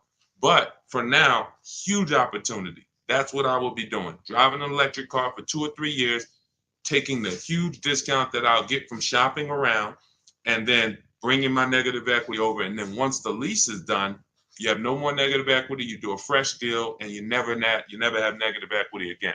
Just make sure when you lease, you get the mileage you need. Alexis Owens, welcome to the group. I see you just follow. Andre Guest, thanks for sharing. Shout out to the sharers. And shout out to the people who tap the screen. Every time y'all tap the screen, watch the likes go up. So if you hear something that you like, you're enjoying it, just start double tapping the screen. Y'all will keep running the likes up. So keep typing your questions in. We're live. Dolan, can you bring some of these questions? I don't know if you had time yet to get some of these questions we got on TikTok. Jason Davis, good to see you. Moni Love. Yes, I actually told Moni Love. She asked, do I provide broker services? I don't do broker services. I do something, in my opinion, we do it better, because a broker still is going to shop, and you're never going to know what their best deal really is. Brokers make a lot of money. I'm in New Jersey, where there's a lot of brokers. There's a lot of brokers in New York, and brokers make a lot of money, and they basically do it based on trust. If I have your trust and I got the ability to control your entire car deal from start to finish, I have the ability to control where you buy your car from, returning your old lease, could be equity in that. I'm controlling all your money, and I'm controlling it based on a trust system.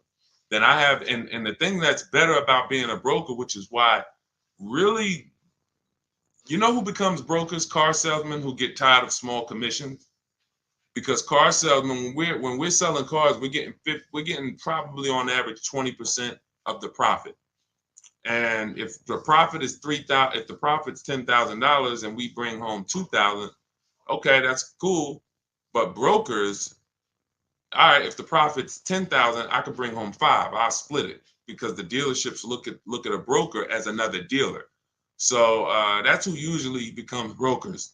People who look and say, man, I'd rather make 2-3 times the money on each car, because I'm my own dealership. So what we do is we work with people and show you how to get all your numbers yourself, show you how to get the market reports yourself. If you use what's in my digital book, Moni, you could become your own broker, because no one actually shops cars the way we do. We do market assessments.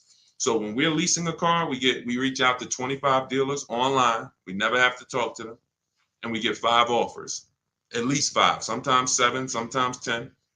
New cars, we reach out to 25 dealers online using scripts, email scripts that I wrote. They're already wrote. You don't have to think about them. They're already written out. And then we get 5 offers. And then for a used car, we shop the market. We assess the market from the low side to the high side. We narrow down used cars based on title record, service history, accident history. We verify there's no bogus fees that they're going to try to charge us. Who's done that? You go to the dealership thinking you're going to get one price, and then they hit you with these other fees. This is what you do to avoid these things. We have to have a process for this. And so you could do this and become your own broker, but I would never recommend a broker, because unless they're going to give you a spreadsheet. If they're going to give you a spreadsheet of all the work they did, all the dealers they shopped, all the entire market that they assessed for you, then that's a broker that I would hire. And no one does that except us. We'll be launching that service very soon. Very soon. So the people who like Deshone, man, I mean, if I could just pay y'all to run this whole and do your whole system for me, that's coming very, very soon. But for now, you may want to, shop with us. We have 3 ways that we can help you. 2 ways now. Do it yourself. That's get my book. That's the whole blueprint. If you're a do-it-yourself, Deshone, just give me the blueprint. As long as the blueprint's official, I'll get it done. That's my digital book. You can get it for 75% off in my bio. In my TikTok bio, Instagram bio, the comments, you get it for $24 if you get there before 30 minutes. And the done with you, that's when we're doing it together. You're looking at coaching videos, and I'm walking you through it, and I'm supporting you. That's also in my bio. So again, what's coming soon is the done for you, But and you know, that's our commitment, to be the best company in the world for the car buyer. So we're getting there, slowly but surely.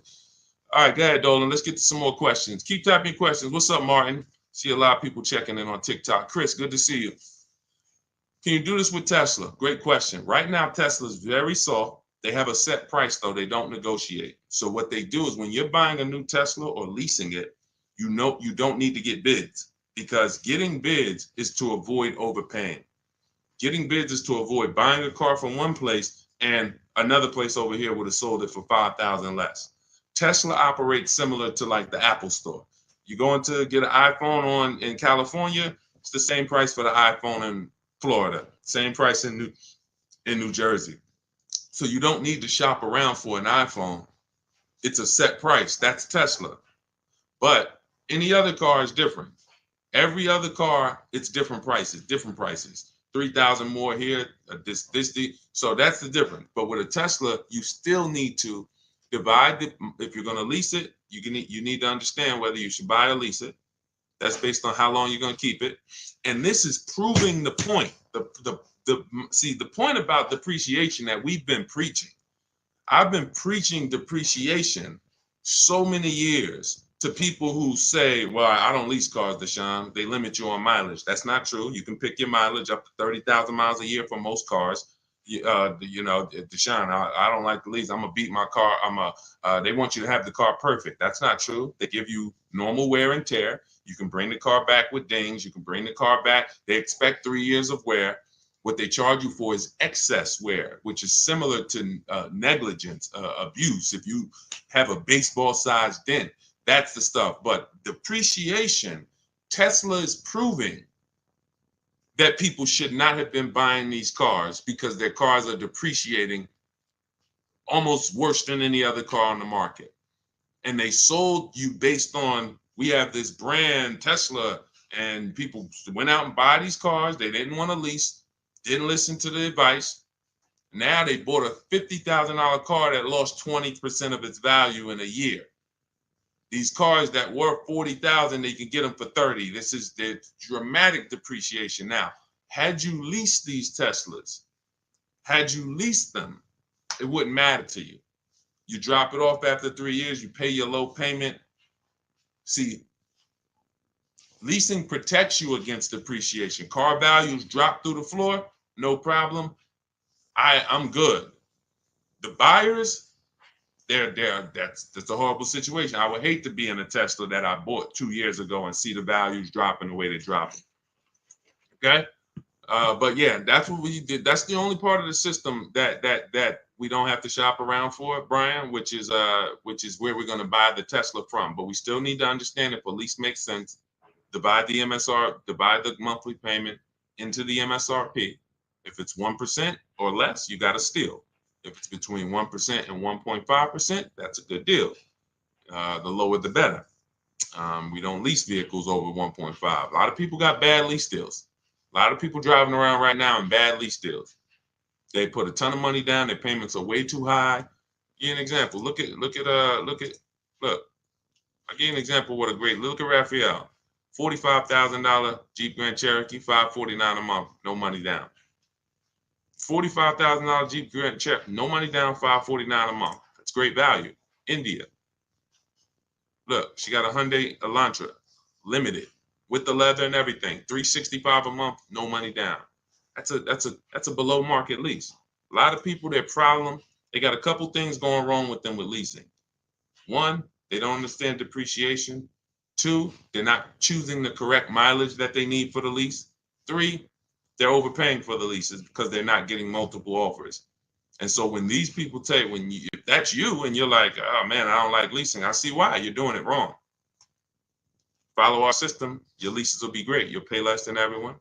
And that's what we do. Go ahead, Dolan, shoot the next question up. Keep typing your question. Greg the Barber, good to see you, man. I ain't seen you in a while. Good to see you. Greg the Barber, Taz, good to see you. What's going on, Simba girl? Good to see you. Leroy Rogers, stay posted. We got you. I have a 2022 Lexus paid for. Want a new Porsche 2024 or 2025 to buy versus lease.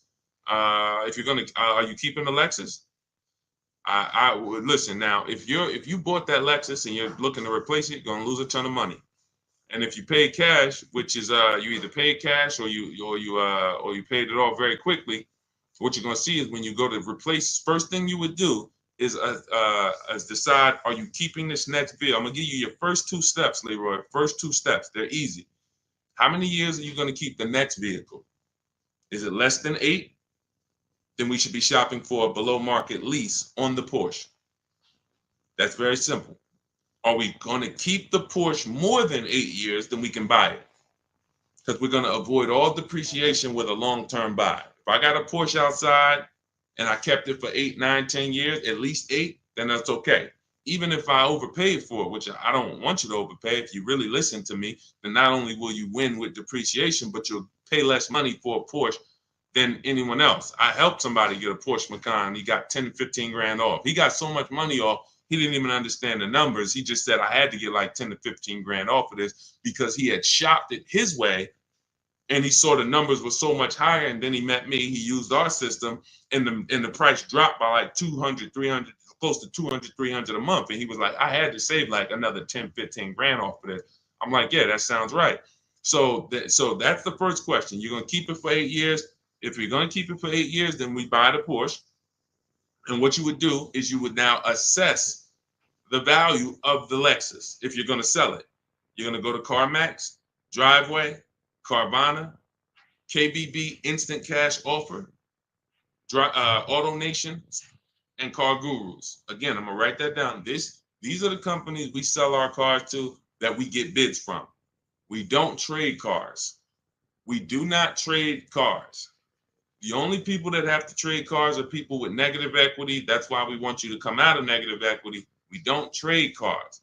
We sell our cars. And in fact, when you trade your car, you think you're trading it, you're actually selling it. That's why it's on that contract. It's on that buyer's order is, I'm selling you my old car for this amount. So we get bids, six companies, Carvana, Kelly's Blue Book Instant Cash Offer, and this takes 20 minutes. So if you're committed to your money, you're going to do this. It doesn't matter if it's that's why, look, unlearn. It doesn't matter if this is a new process. Deshone, I never did it like this. Okay, then keep losing money then.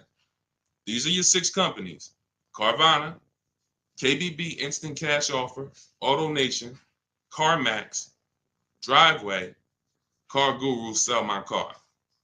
That's step 2 in my book. So what we just went over with Leroy was the first 2 steps. One is deciding if we're going to buy or lease. How do we do that? We find out, are we keeping our car more than 8 years? If yes, we're going to buy it. Are we keeping it less than 8 years? We're going to shop for a below market lease. That's how we're going to beat depreciation. Now, once that's decided, we move on to our equity assessment. And that's what he's about to do. Go to those 6 companies, get the offers.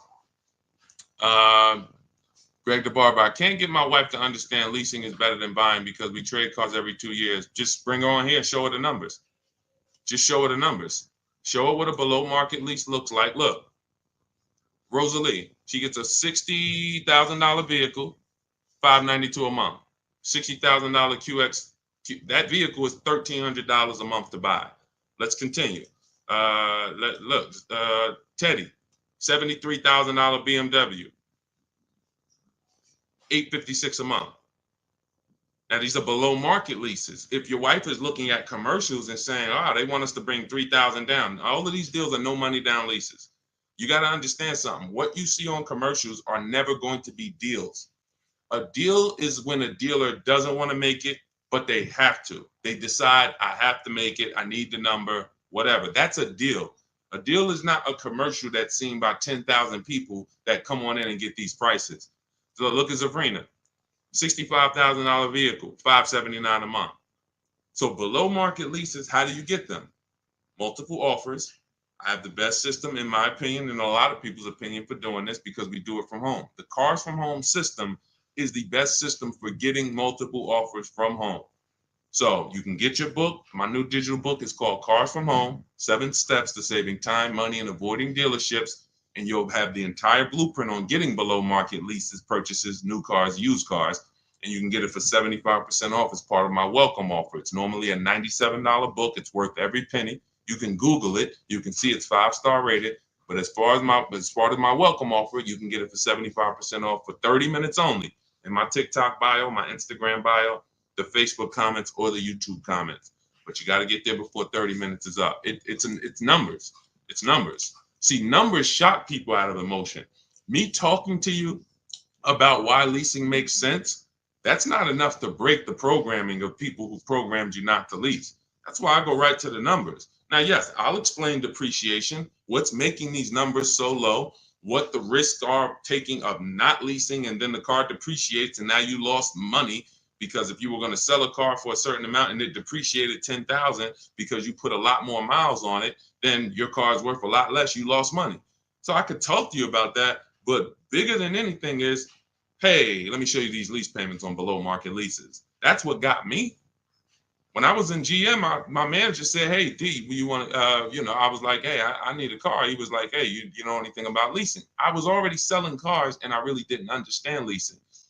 And he helped me at 22 years old get my first lease. It was a $20,000 car, $256 a month. I had friends that had brand new cars. They were paying double. And mind you, these weren't fancy. These were These were Honda Civics, Toyota Corollas.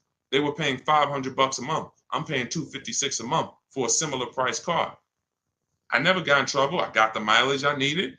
Drove 12,000 miles a year at the time. I needed that. One lease, I drove 15,000 because we were doing more miles. I bumped it to 15,000 a year.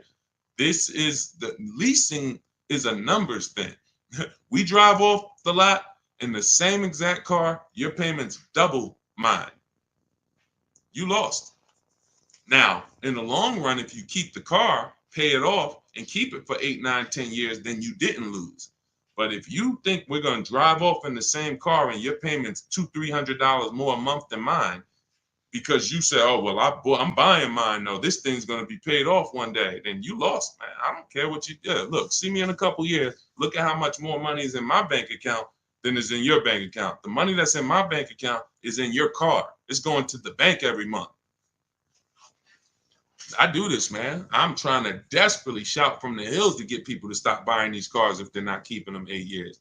Losing you've already lost thousands of dollars. Thousands, you've already lost. Once you come over to understand this, you'll realize that I should have been doing this 10, 15, 20 years ago.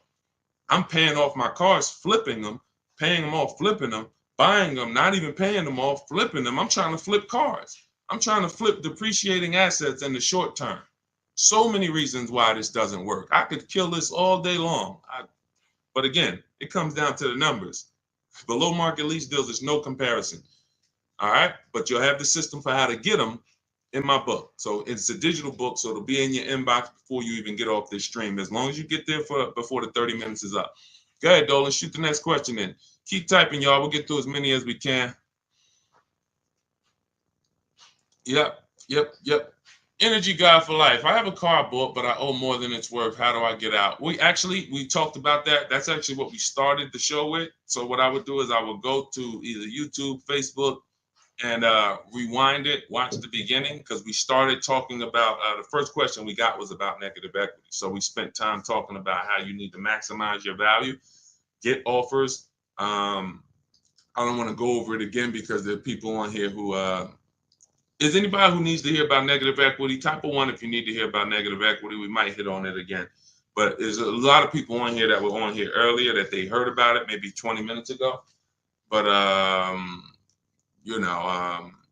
we'll see. If a lot of people end up saying they want the question, then we'll come back. But again, I don't like to spend 10 minutes or 7 minutes answering the question and then another 20 minutes down the road, I answer the same question. All right, go ahead. Let's go, Dolan. Bring the next one up. Let's go. Do you have your book in hard copy? No, it wouldn't be available in hard copy because it wouldn't be good to do in hard copy. Websites change rapidly. Vroom, we used to get bids from. Vroom bought a lot of our cars. They were in the bidding process when we sold our cars to them. They were in our equity assessment process. And when we shop for used cars, we use a process I call the multiple marketplace strategy. They were in our multiple marketplace strategy. They go out of business. If you were using a hard copy of my book, you not only have to get another copy, you be going on websites that no longer exist. And that just wouldn't be an ideal experience. Thank you, Bridget. That wouldn't be an ideal experience. Another thing about the digital book is we get to actually link you to scripts. This is an online process. So if you're not comfortable with a digital book, this may not be for you. I'm just being honest with you. This is not for everyone. You need to be able to copy and paste, email. Like, this book wouldn't be for my dad. That's just real. My dad wasn't really comfortable with copy and pasting and sending emails because he doesn't need to do it for his daily life. He can send an email. It's just going to take him a couple.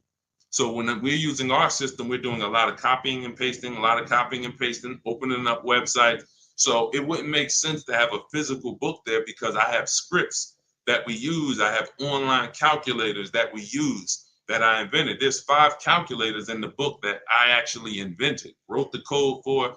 You can't get them on Google. So these are all some of the reasons why it could never be a print book. It wouldn't make sense. And there's a lot more in there. All right, there's 7 paths. A lease path, but a lease path with with a third-party equity assessment, a used car path, paying car path. You know, we have links that warp you to keep you on track. If you were reading a physical book, it just wouldn't work. That book is uniquely written as a digital book for a reason. It's not like I wrote an ebook because, hey, I didn't want to put out a physical book. It would be simple. It's much more simple. But this is a complex. We needed the links and to be able to, certain parts you get to in the book, and I say, hey, click here if you want to watch a video on this subject. And you're like, whoa, okay. Oh, it's a video. I can understand this. Couldn't do that with a physical book. So if you want to get your copy of Car From Home, my new digital book, you can get it for 75% off as part of my welcome offer in my TikTok bio, my Instagram bio, the YouTube comments, or the Facebook comments. It's normally $97, worth every penny, but it's part of my welcome offer. You get there before 30 minutes. You got 30 minutes to get the 75% off. You get yours for $24. Make sure when you get your book, you screenshot the thank you page. Right after you pay, the book is on that page. As soon as you pay, it says access your book below. It also says I'm emailing you a copy. It also gives you my support team's email in case you don't get your book. Because a lot of people type their email wrong. Just reach out to my support team. They'll get you the book. But you have a copy of it as soon as you pay right there in that link. And keep that link. All right, go ahead, Dolan. All right, what is going on? I see you, Greg the Barber. We'll get that one in. What's up, Jackie Cox? Good to see you. We just bought a 24 Jeep Grand Cherokee. We traded my truck, wasn't upside down. Now we got a $900 payment. If you traded your truck, how long did you have the old truck, Greg? What year was the old truck that you traded? You just bought a 2024 Jeep Grand Cherokee. What year was the old vehicle that you traded? What year was the old vehicle? Let me know because I can see your comments. So let me know what year was the old vehicle that you traded in. Just type the year because I don't want, I like to keep the show moving forward fast. So type. All right, it's 2019. That means, so if you didn't have negative equity, that means you just paid off that vehicle, or you put a good amount of money down, and then you traded it off literally as soon as you paid it off. Just depreciation alone. Let me give you an idea. Depreciation alone. This is that 2019 Nissan. What happens is you bought it here. The depreciation on that vehicle over 5 years is like this. Now, if vehicles just dropped in value like this indefinitely, nobody would buy them. No one would buy them because people would be like, why would I ever buy something that is a sliding board of losing thousands of dollars in value? You notice when you buy a vehicle one day, let's just say that you buy a $40,000 vehicle today, what is it worth tomorrow? Let's just say not even a year down the road, a $40,000 vehicle, you buy it today, what is it worth tomorrow? The day after you buy it, throw some numbers out. And I want to give Greg an example of why he needs to be leasing. And if he wants to you're losing thousands of dollars. It's not even a question, but I want to help you through this because again, this is not your fault. It's bad programs. People speak very, very loud about not leasing and they sound convincing. They never talk numbers though. That's the clue that they don't know what they're talking about. They never talk numbers. Okay. So a day later, they say you lose 15, 20%. Not that much, Nicole. She said it's half. No, it's about, you lose about 15% in a day. And that depends on how soft the market is. If this was a vehicle that you could have got 15 grand off on, but you paid close to list price or list price, then you will lose 20 grand because you didn't know what the market was. Give you an example.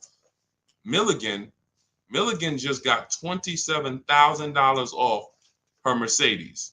$27,000 off. And I got to show this stuff because people wouldn't believe it if I didn't show it.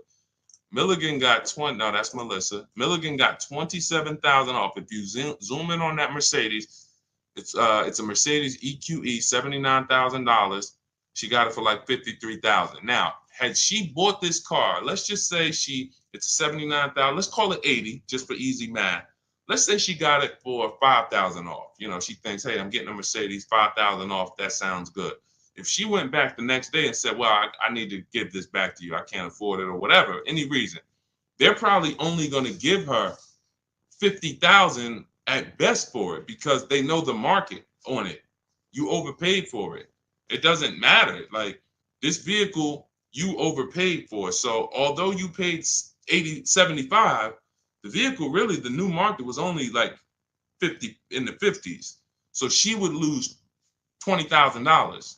She would lose, $20,000 on that purchase. It's very dangerous to not shop the new market for a vehicle because you don't know how soft the vehicle is. So we call a vehicle that needs a big discounts to sell it. And some dealers are taking off 17 grand, 15 grand. They got big rebates. That's a soft vehicle. It's a very soft market. Very dangerous to buy these cars without shopping the market because you're going to lose. But let's get back to Greg. If vehicles just kept losing value like this, you never buy them because people will be like, man, these things are just, like throwing a stone in the ocean, but they don't. Eventually, they start to level out. So a vehicle that's worth 11,000, next year it'll be worth 10,000. And then the following year, it's only going to lose, maybe there are people on here now, some of you've had your vehicle so long, the amount that it's worth today is going to be the same amount it's worth next year. Your vehicle's worth 8,000 today. A year from now, it's going to be worth about 75, 76. This is now what your depreciation looks like. But in your case, Greg, and people you're buying these cars, you're literally riding the depreciation out, sliding board, losing tons of value, and then as soon as you're about to start leveling out, you go and you get another vehicle and you do it again. You're just taking sliding boards, losing thousands of dollars all the time, over and over and over again. And that's just a recipe for losses. How do we avoid them? We get below market leases. That same Jeep Grand Cherokee that you got, look at how much you're paying for it, and look at how much Raphael is putting into hers. Raphael got a 2024 Jeep Grand Cherokee, $45,000 vehicle, $549 a month, no money down. You're tying up thousands of dollars in that car. Thousands. Raphael is driving the exact same vehicle as you, $549 a month. Zafrina, you got a couple people on here got Jeep Grand Cherokees. Zafrina has a $65,000 when she got the electric version, 2024. She's paying $579 a month. You bought this car, 65 grand. If you put no money down, you're paying $1,100-1,200 a month. Actually, no, that's more like $1,300 a month. Depends on what. Even with a big discount, $1,100 a month, 5 years. These are huge payments compared to what Raphael and Zafrina are paying. And you might say, well, my payment's lower. Only way your payment's lower is you gave them a lot of money up front. You gave them 10 grand, or you gave them your trade. I didn't put any money down, but I did trade in my vehicle. Your trade was worth 10 grand. So it's just replace the trade in with cash. This is real money that could be in your bank account. And I'm gonna tell you something before we move to the next question. Let me tell you something. Look, Melissa learned. She learned because she was just like you, Greg, just like you, and people like you. Listen, Greg, I'm not isolating you out. This is just a great example of what millions of people are doing. And again, I wouldn't know this if I hadn't been in the business. I'm not smarter than anyone. I just spent 14 years in this industry, and I love math. So this comes very easy for me, thank God. But you look at Melissa. Melissa, once you find out that you should be leasing, instead of trading these cars and selling them and putting all this money and keeping your equity in your vehicles, you should be selling your vehicle, putting the equity in your bank account, and then moving forward. Why can't I find Melissa's deal? Hold on. Here we go. So Melissa, she says, Deshone, I learned about leasing. I'm not buying anymore. She replaces her 2018 Kia Sorento. She got her bids. Her highest bid was from Carvana, 12 grand. 12 grand. So she normally would take most, if not all of that money and just roll it over to her next car. She ends up getting her Honda. She gets her Honda lease. She gets a 15,000 mile a year lease. Well, we shop with 12. We shop with 12. So she ends up getting it for about $575 a month. She got a Honda. Hold on, I'm trying to read this fast. She got a Honda Pilot EXL. That's probably it's probably a $45,000 vehicle, maybe 48. She got it for $575 a month. And look, nothing out of pocket. And look, she put the $12,000 in her bank account. So now her car payment is low, not high like it was when she was buying the Kia. And she literally pulled all that money that she used to keep in her cars, rolling them over. She pulled it out, put it in her bank account. Imagine selling your car and actually putting the equity in your bank and still leaving in a brand new car with under your budget. That's what happens when you move from buying as a short-term buyer, not keeping 8 years, into leasing. It'll change your world. And again, only thing you're going to say is, man, I should have been doing this years ago. I should have been doing this a lot. You know, we don't even get to harping on the money you lost. Do you think prices will continue to drop on vehicles? I do. We always get deals. We were getting deals when people thought there were no deals. All through the pandemic, we had people getting deals. Bonita right here got her Kia. She got her Kia Telluride. This was a dream vehicle.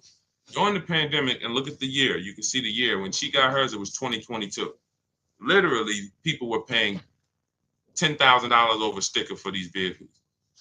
People were leasing these Tellurides for $800 a month, $900 a month. She got hers for $600 a month, no money down. This is pandemic. You know, we've helped. I started this in 2021 in the middle of the pandemic. Everything that when you see people all on my pages, you know, there's deals everywhere.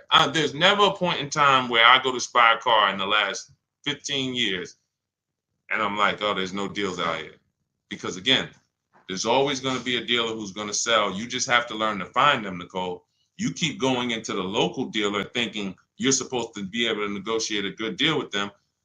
8 out of 10 dealers are overpriced. We've proven that. Why? How can I tell you that confidently? Because all of us shop the market. You shop locally. We shop the market. What you'll learn to do with Cars from Home, my new digital book, is to shop the market. You go local to 1 or 2 dealers, they already know. NADA they taught us. When we were car salesmen, NADA taught us that people only shop 2 car dealers on average. So if those are the statistics, your local dealer knows that. They know as soon as they see you walk in, you know, can I get a quote? Can I pick a car out? Odds are this person is not going to shop more than 1 other dealership, and we're going to get them.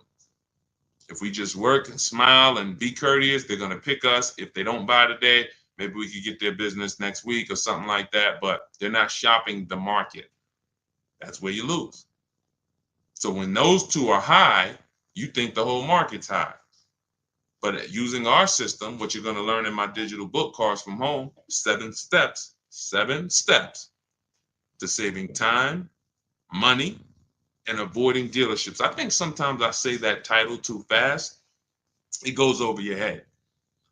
Cars from Home, that's a mindset, because we spend 90% of our time here. All of these people that you see me sharing in my streams, they are literally in their house 90% of the time to get these deals. Cars from Home, 7 steps. That means it's a process. It's not you're not winging it anymore. You're not winging the process. It's a 7-step process. Step 1 is the most important question. We're deciding whether we're going to lease or buy. Step 7 is delivery. By the time you get to step 7, you're taking delivery of your vehicle. 7 steps to saving time, which is what I love, money, which is another thing I love, and avoiding dealerships, which is something that most people want to do. So just in the title alone, you could understand what you hold us accountable to delivering. And when you Google the book, you'll see we deliver on this. It's a proven system. We've been doing this for 3 years now, and we have hundreds of people who've used the system. And grandmothers, single mothers, introverts, men, children. I'm talking young kids. Like, the system works. It's like McDonald's. So you can get a copy of the book. It's a digital book. It'll be in your inbox in 3 minutes. Go to my TikTok bio, and it's my welcome offer. You can get it for 75% off, but it's only for 30 minutes. The book's $97. It's not $24. So if you get to my TikTok bio, my Instagram bio, the YouTube comments, or the Facebook comments, click that link. You can get it for $24, but only for 30 minutes. That's my welcome offer. Go ahead, Dolan. Shoot the next one up. All right. How do I negotiate buying more miles on a lease? You get it up front. It's very simple. We shop with 12,000 miles per year. Shop all your offers. Once you get your best offer, identify who that 20% dealer is. They beat everybody else. You email them, hey, can you adjust it to 15,000 miles per year or 18,000 miles per year?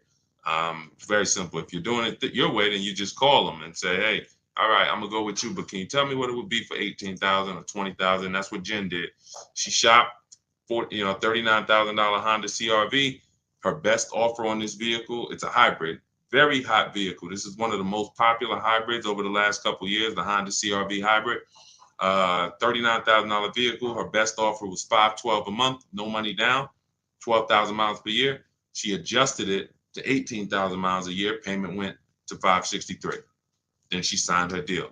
So $512 a month, bumped it up to $563. So for $50 more, she's driving as much as she needs, 18,000 miles a year. She's going to bring this vehicle back to them in 3 years. It's going to have roughly 54,000 miles on it.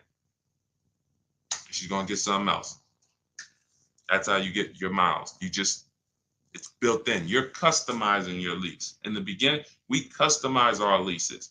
The dealers are giving you what you ask them for. You say, work me out a lease deal. All right, I'll do it. Give me a lease quote. I'll do it. In my book, we have a template. This is how you give me your lease quote. 12,000 miles per year, first month's payment only, taxes and fees in the payment. This is what I do for a living. Some of you can't even get deals because you don't realize you're trying to shop online and you don't realize the reason you can't get your prices is because you're not giving dealers what they need to actually even give you the prices. Dealers need to know your zip code to factor in the taxes. But you like, oh, why are they asking for this? Dealers need to know what you do for a living.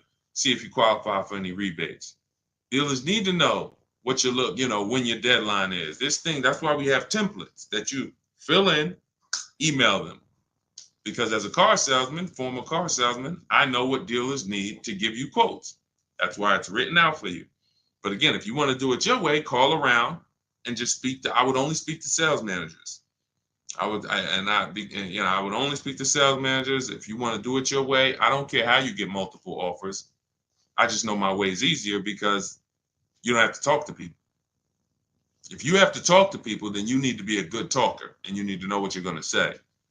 My way, you don't need to know what you're going to say. I'm telling you what you're going to type. Go ahead, Dolan. Do you think the banks will ever get rid of the points that they pay to dealerships?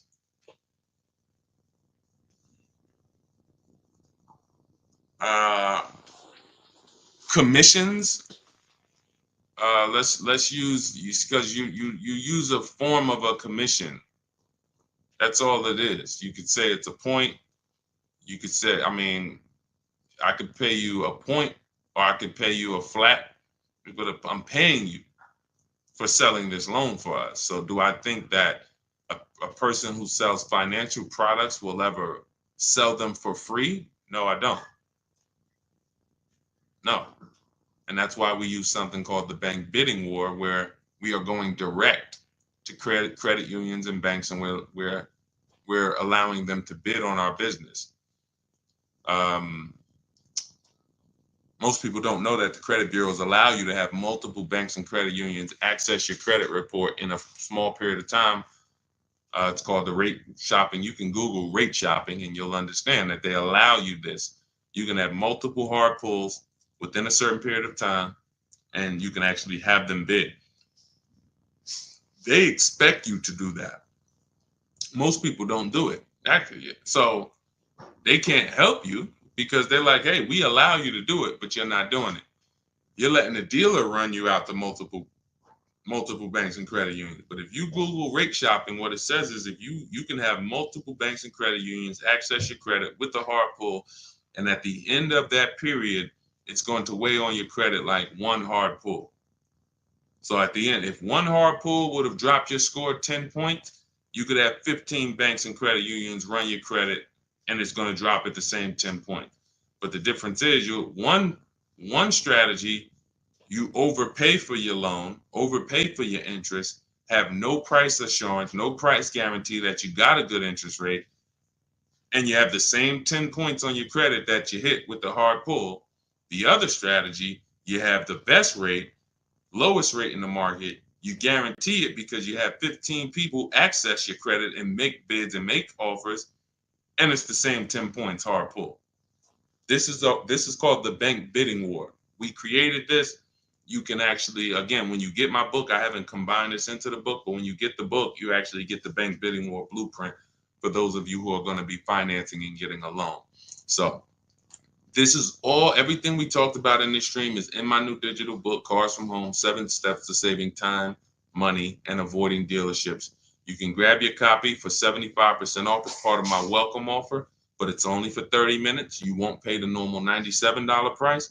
You get it for $24 as long as you get there before 30 minutes. Get to my TikTok bio, my Instagram bio, the Facebook comments, or the YouTube comments. Click that link and then click Get Book 75% off, and you'll have it in your inbox. Make sure you screenshot the thank you page because the book is on that page. I also email you a copy. And just in case you don't get your copy in 5 minutes, you'll have my support team's email. So screenshot that page. But I wanna. There's something I just wanted to say. Hold on. Let's see if it comes back. Yeah, I don't know. It slipped my mind. But listen, this is the. I mean, I take this serious, and the only people who really win, everyone who I showed you, and we could spend. Maybe I'll do it one day. I might spend one stream and just spend an hour just going over 50, 60, 70 people's deals that have used our system. After that, it'll start to get old because you're going to be like, okay, wow, these are starting to look the same. Yeah, they're all good. And then you realize that this is not complex. We're not building rocket ships. All we're doing is we have the best system for making people compete for our business in the auto industry.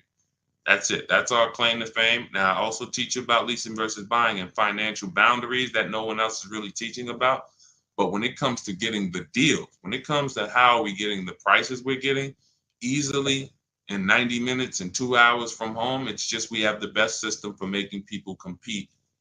Amazon has one of the best systems for making sellers compete for your business. That's why they do well. Competition is what drives down prices. Competition is what allows you to make great decisions quickly. So that's what you're going to get in Cars from Home. Got my copy. I'm going to start shopping your way. Energy God for life. Listen, God bless you. Use it and trust the process. Do not overthink. Here's what I said. Bring your goal. All you want to have is your goal. Forget your strategy. Forget everything of every strategy, every tactic you might have thought worked for you with car buying and shopping and leasing. Just forget it. Just bring your goal. Yeah, I want this Lexus truck. Yeah, I want this. Bring your goal, trust our process. Success is guaranteed. All right. And just stay on the steps. It's a step-by-step process. All right. God bless. I'll see y'all on the next stream. Enjoy the rest of the day, the rest of the evening. See you soon.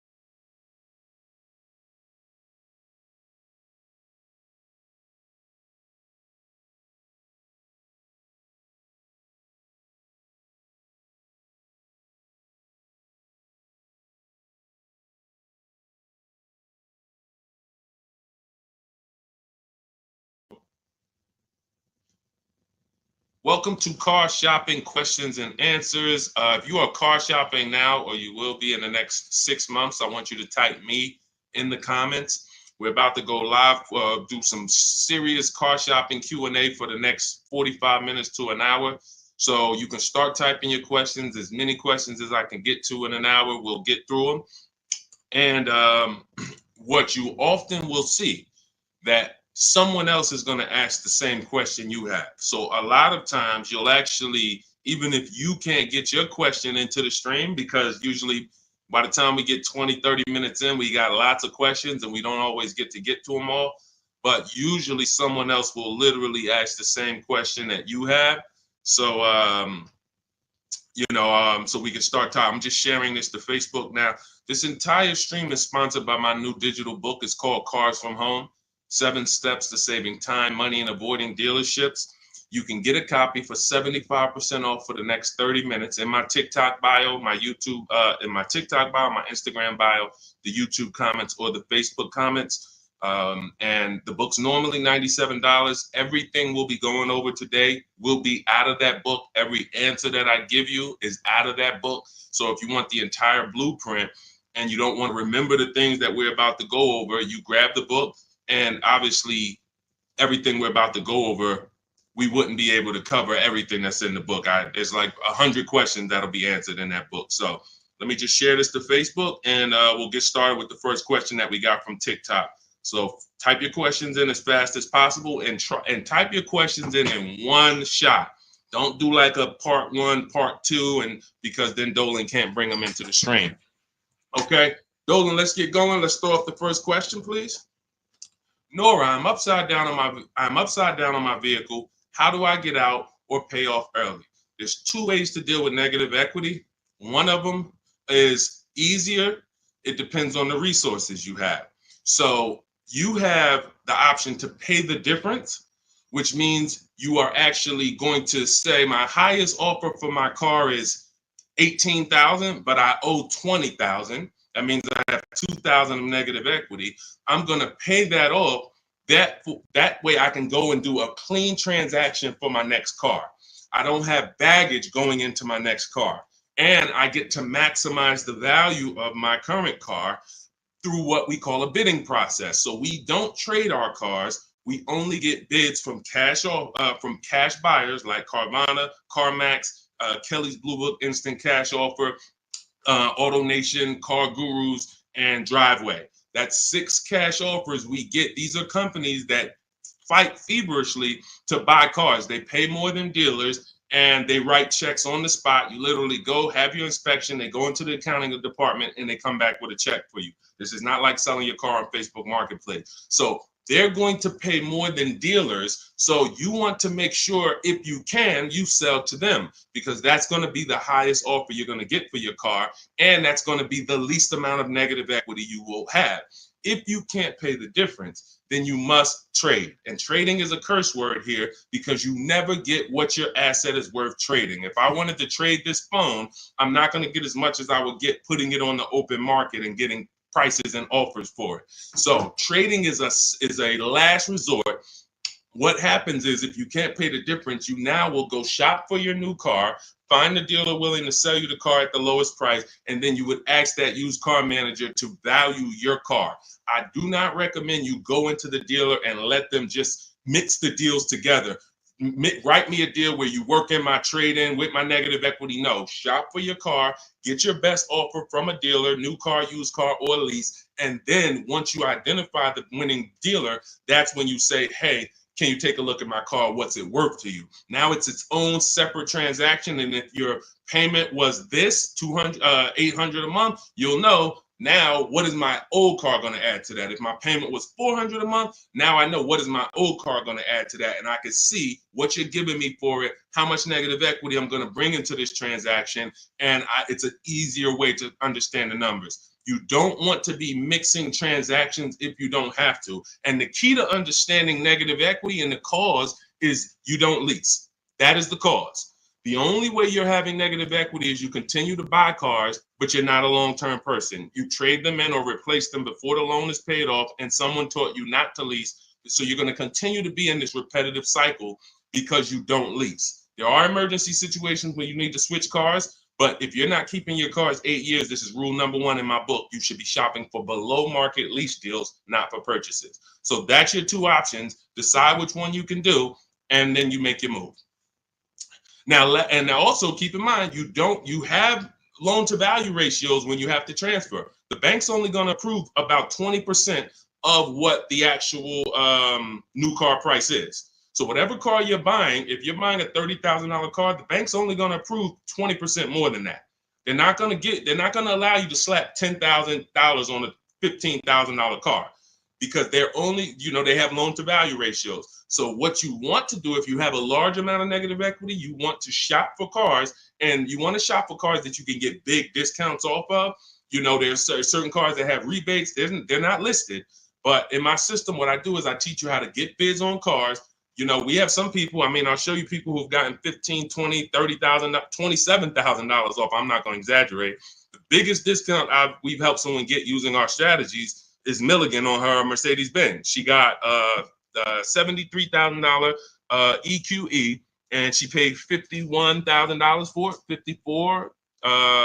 It's $27,000 off. I got it up here. So if she had, let's just say she had $15,000 in negative equity, it's no problem. She's not going to blow out the loan to value ratios because she got a huge discount off the new price. So it's going to fall within the bank's parameters. But I hate negative equity. I call it the devil to your car deals. I call it the bad credit for people with good credit. So it's important that when you get out of it, you know what the cause is, because if you don't know the cause, you'll be in negative equity again in 3 years. Most of you who have negative equity, you should be moving from a purchase into a shopping for below market lease, and stop tying up your money in these cars, and you'll never have negative equity again. 8 long-term people who keep their cars 8+ years, you never have negative equity. See, that's, there's a reason for that. I'm keeping my car, I'm paying it off, I'm beating depreciation, I'm getting all the money out of my car. Short-term people should not be buying their cars. Go ahead, Dolan.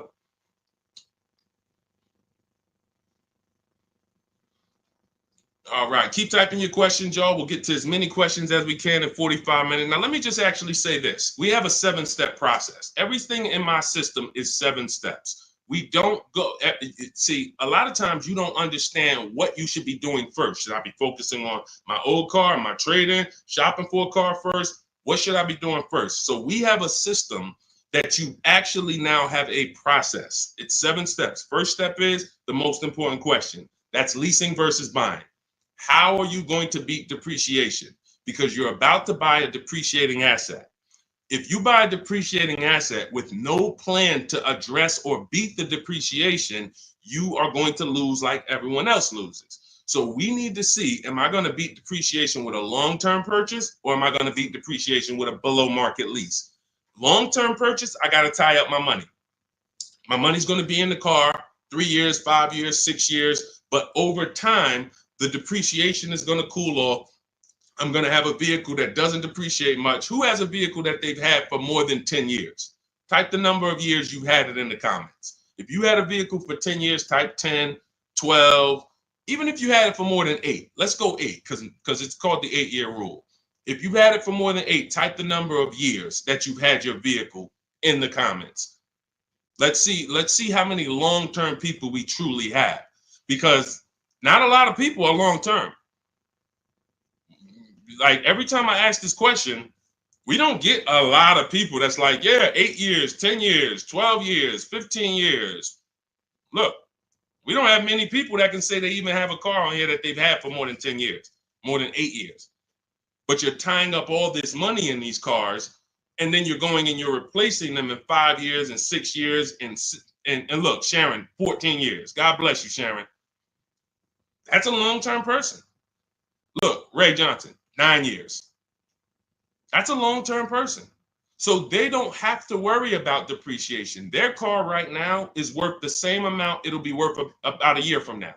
If Ray's car is worth $9,000, a year from now, it's going to be close to 9. He's beat depreciation. So if you're not buying cars to beat depreciation, you shouldn't be buying them, because you're not going to beat depreciation in the short term. You can't. It's impossible.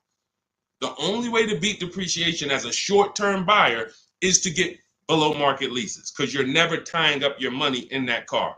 Not regular leases, below market leases. Big difference. Go ahead, Dolan. I see we had a question come from TikTok. Let's throw them up.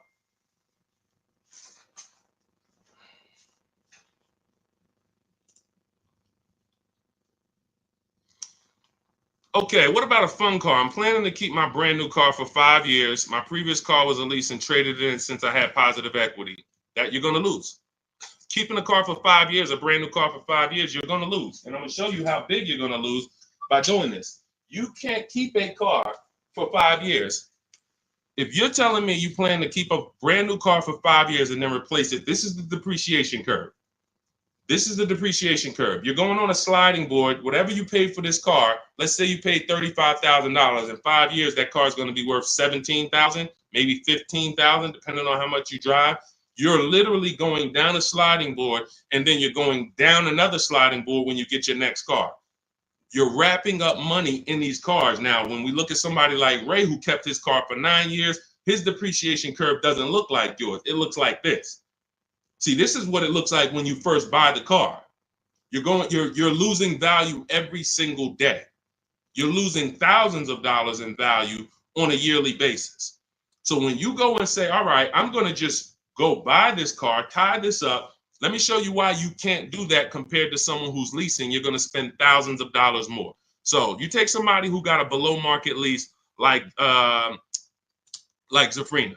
No, that's too. Let's use Zafrina. She gets a $65,000 vehicle. She's paying $579 a month. $65,000 vehicle, $579 a month. That's what we call a 1% lease or below. When you have your lease payment is 1% of the MSRP or less, that means that's a 1% lease or lower. She has a 0.88% lease. Now, she's not over the next 3 years. She's going to invest in this car, $579 times 36. She's going to invest $20,000 to drive a $65,000 car. Now, if somebody bought this $65,000 car, what's their payment? Every $5,000, remember this rule, is about $100 a month on a 5-year loan. Remember that rule. Every $5,000 when you look at a car is about $100 per month on a 5-year loan. So when you look at a $20,000 car, you should automatically say to yourself, that's going to cost me about $400 a month. You look at a $50,000 car, that's going to cost me about $1,000 a month on a 5-year loan. When you don't do that, now you let them put you in 6 and 7 year loans because you're not focused on what the real cost is. You're just like, get me to a low payment. If I get you to a low payment, I'm going to put you in an 8-year loan. So we know this. Looking at her car, she would be spending roughly $1,300 a month if she bought that car. Even if she got an incredible deal, saved 10 grand off of the car, she's still going to be spending about $1,100 a month. She's putting $579 a month into this car. How do you compare $579 to $1,100? How do you compare $579 to $1,300? Let's say she bought a used version of this car. So instead of $65, she found a used one for $40. Every $5,000, $100, that's an $800 a month payment.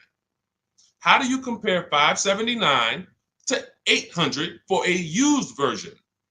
You can't. So when you're out here listening to people who've told you don't lease, they don't understand depreciation and they don't understand how to get below market leases. These are not regular leases. In order to get below market leases, you must employ competition. You must get at least 5 offers because every dealer's price is different. So when you walk into one Nissan dealer and they tell you it's $600 a month, you don't walk out and say, hey, Nissan's charging $600 a month. No, Nissan of Bay Ridge is charging $600 a month. But this Nissan deal over here might be at $500. This Nissan deal over here might be at $420.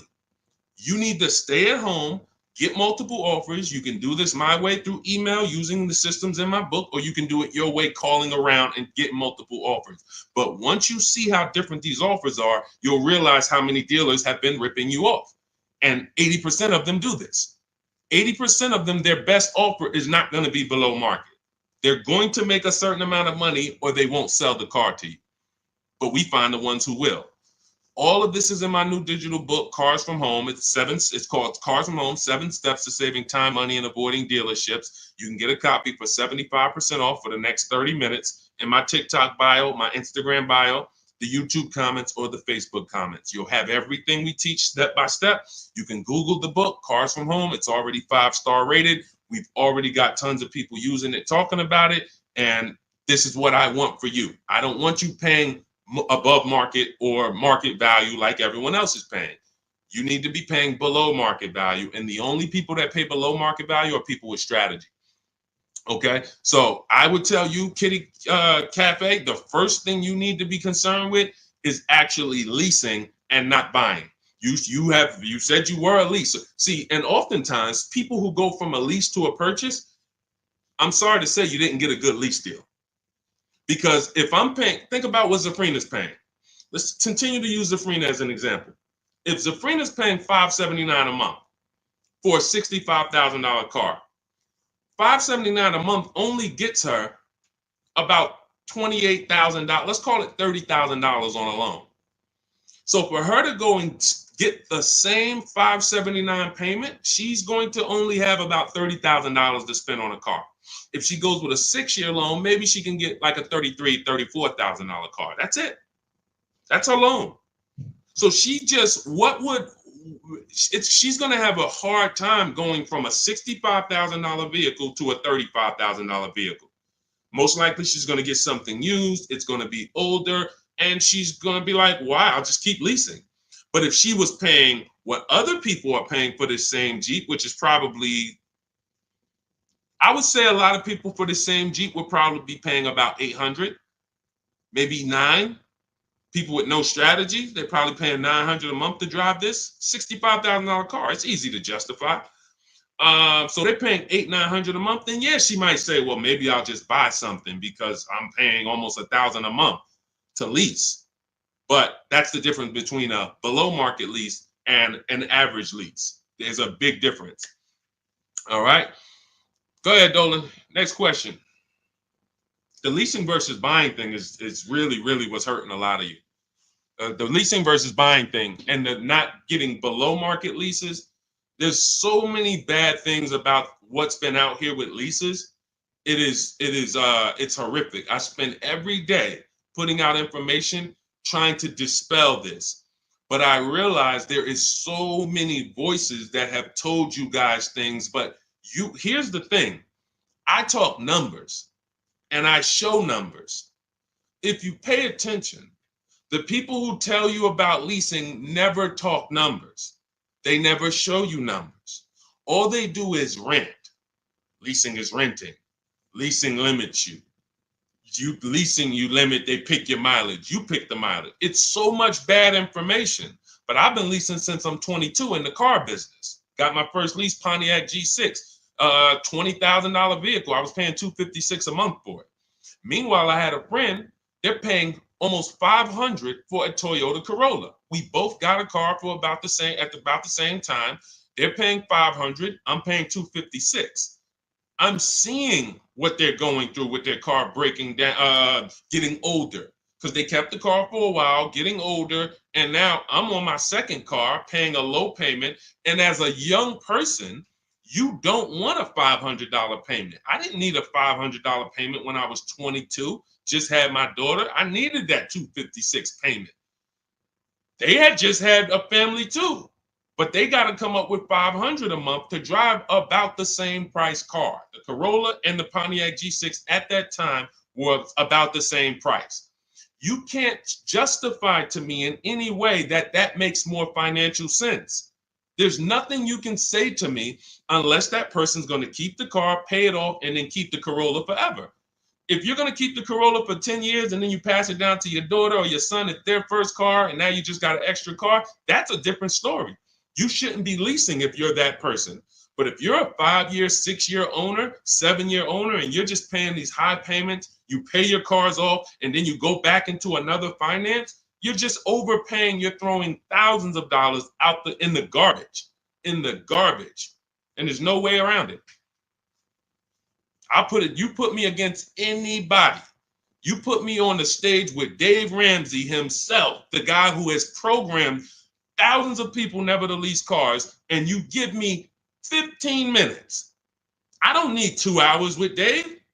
I don't need to debate you for 2 hours, Dave. We're not talking about investing in mutual funds. You do a great job there. We're talking about the financial aspects of below market leases. Let me show you what a below market lease looks like. Let's consider what a person who buys their car is going to pay versus a person who gets a below market lease. Let's look at the resale values of this person who buys their car when they go to trade that car in, what they're going to get back. And let's look at the net money they have lost compared to the person who got the below market leases. I will prove it to you in 10 to 15 minutes.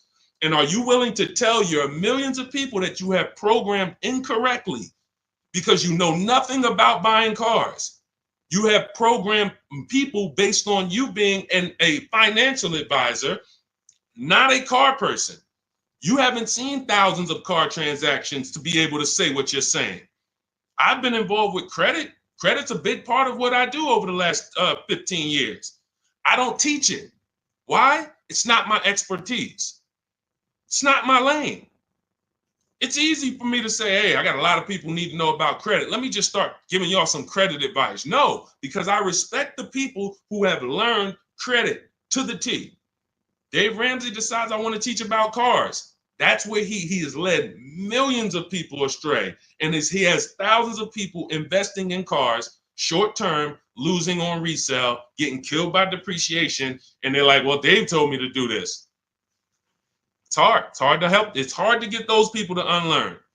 Go ahead, Dolan. Next question. Keep typing your questions, y'all. We will get through as many as we can in the stream. Good point. I only financed as I wanted to upgrade from my lease. My lease was $180 a month for 36 months. That's a big change. $180 gets you $10,000 on a finance. That's all $180 a month gets you. Now, if you put money down, that's different. Obviously, there's a lot of cars most cars don't lease for $180. So I'm assuming that you put some money down to get there. But again, what were you driving for these payments? You're driving a brand new car. There's no comparison. When you're getting below market deals on leases, there's no comparison. Again, let's look at Charles. Charles gets a Palisade, $48,000 vehicle. Some people, and you may own one of these. And if you were honest, you say, Deshone, I own that vehicle. How much is your payment? No money down. Probably $800-900 a month. Probably $1,000 a month. He's paying $597.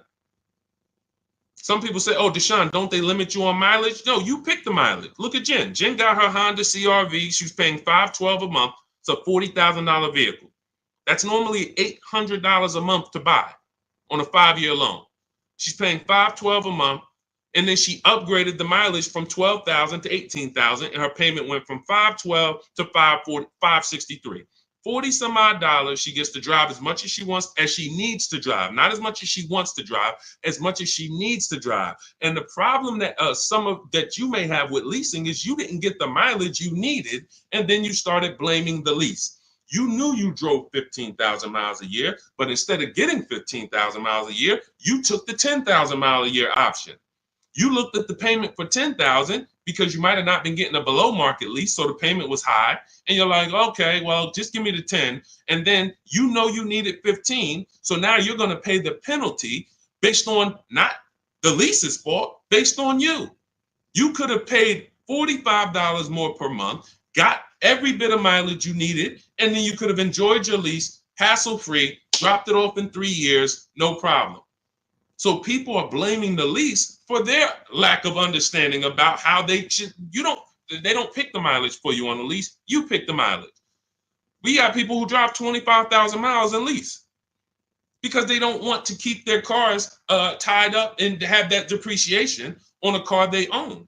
If they drove 25,000 miles, any high mileage drivers, type HM into the comments. Any high mileage drivers, you drive over 18,000 miles. If you bought your car, tied up that money in that car, and depreciated it with high mileage, that car is going to be worthless in 3 years because you put 75,000 miles on it, and then you come back to replace it, and you have 15 grand of negative equity, and you wonder why. You depreciated the car. Meanwhile, when I was at Hyundai, I had a guy, I worked at Hyundai as a manager for 6 weeks. I had a guy who came in, he was dropping off his lease. I learned something incredible. I said, car had 72,000 miles on it. I said, you leased this? He said, yeah, man, I used to buy, I stopped buying because I would always have negative equity. I only lease now, 25,000 miles a year. I drop it off every 3 years, get me a new one. I'm in sales. I looked at his lease contract and I saw that his payment was less than $200 a month more than what a normal below market lease on that Sonata was. If a normal below market lease was $350, he might have been paying like $550, $525. It wasn't $700. He was paying a couple dollars more, but he could drive 25,000 miles a year, drop that thing off, never have to worry about negative equity. Mileage doesn't stop you from leasing. It's not about how much you drive. It's about how long you're going to keep the car, because a below market lease is how we beat depreciation or long-term ownership. Nothing to do with how much you drive. You pay for the mileage whether you buy or lease. Doesn't matter. Go ahead, Dolan. Keep typing your questions, y'all. We'll get through as many as possible. What's up, Ashley? What's up, Kenyari? What's up, Boss Babe? Ashley, good to see you. But I made my wife lease a brand new electric Equinox, $350 per month, and no sales tax. The $180 was a 2021 Corolla lease before the chip shortage for $3,000 down. Solid, solid. These are the things that you don't want to get away from until you're ready to keep a car long term. If you are leasing and not keeping cars 8 years, keep leasing. Make sure you're getting multiple offers so that you can get these below market leases, so that you're not paying these prices on the commercials that you see with 5,000 down and all of this tax that's not included. We are getting below market leases, and in order to do that, you must get 5 offers, at least 5 offers. Now you get these below market leases, and you keep doing that until you are ready to buy something. Because as Cafe just said, if he's paying $3,000 down, $180 a month, somebody who bought that Corolla is paying $3,000 down, $500 a month, because a Corolla is probably about 25 grand now. So that's a $500 a month payment with their taxes that they're paying when he's paying $180. This is not, look, for a brand new electric Equinox, he's paying $350 a month. This is someone else who knows how to get great lease deals, whether he's negotiating for them or whether he's calling around getting multiple offers. It doesn't matter. He's getting prices that you are not getting. And that's the prices we get. You want to understand that all prices aren't the same. There's below market price, there's market price, there's above market price. Above market is for the people with no strategy. You just walk in and you sign the deal. You might say no one time, and then the next offer you sign it.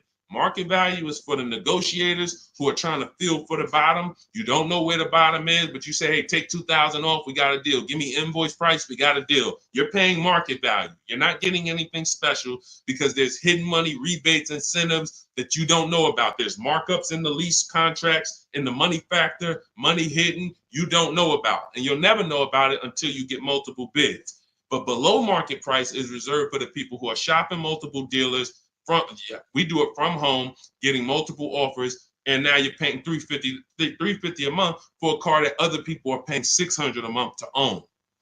You cannot justify pulling up in the same car and one of you is paying $350, one of you is paying $600. But the one who's paying $600 says, well, I'm going to own this.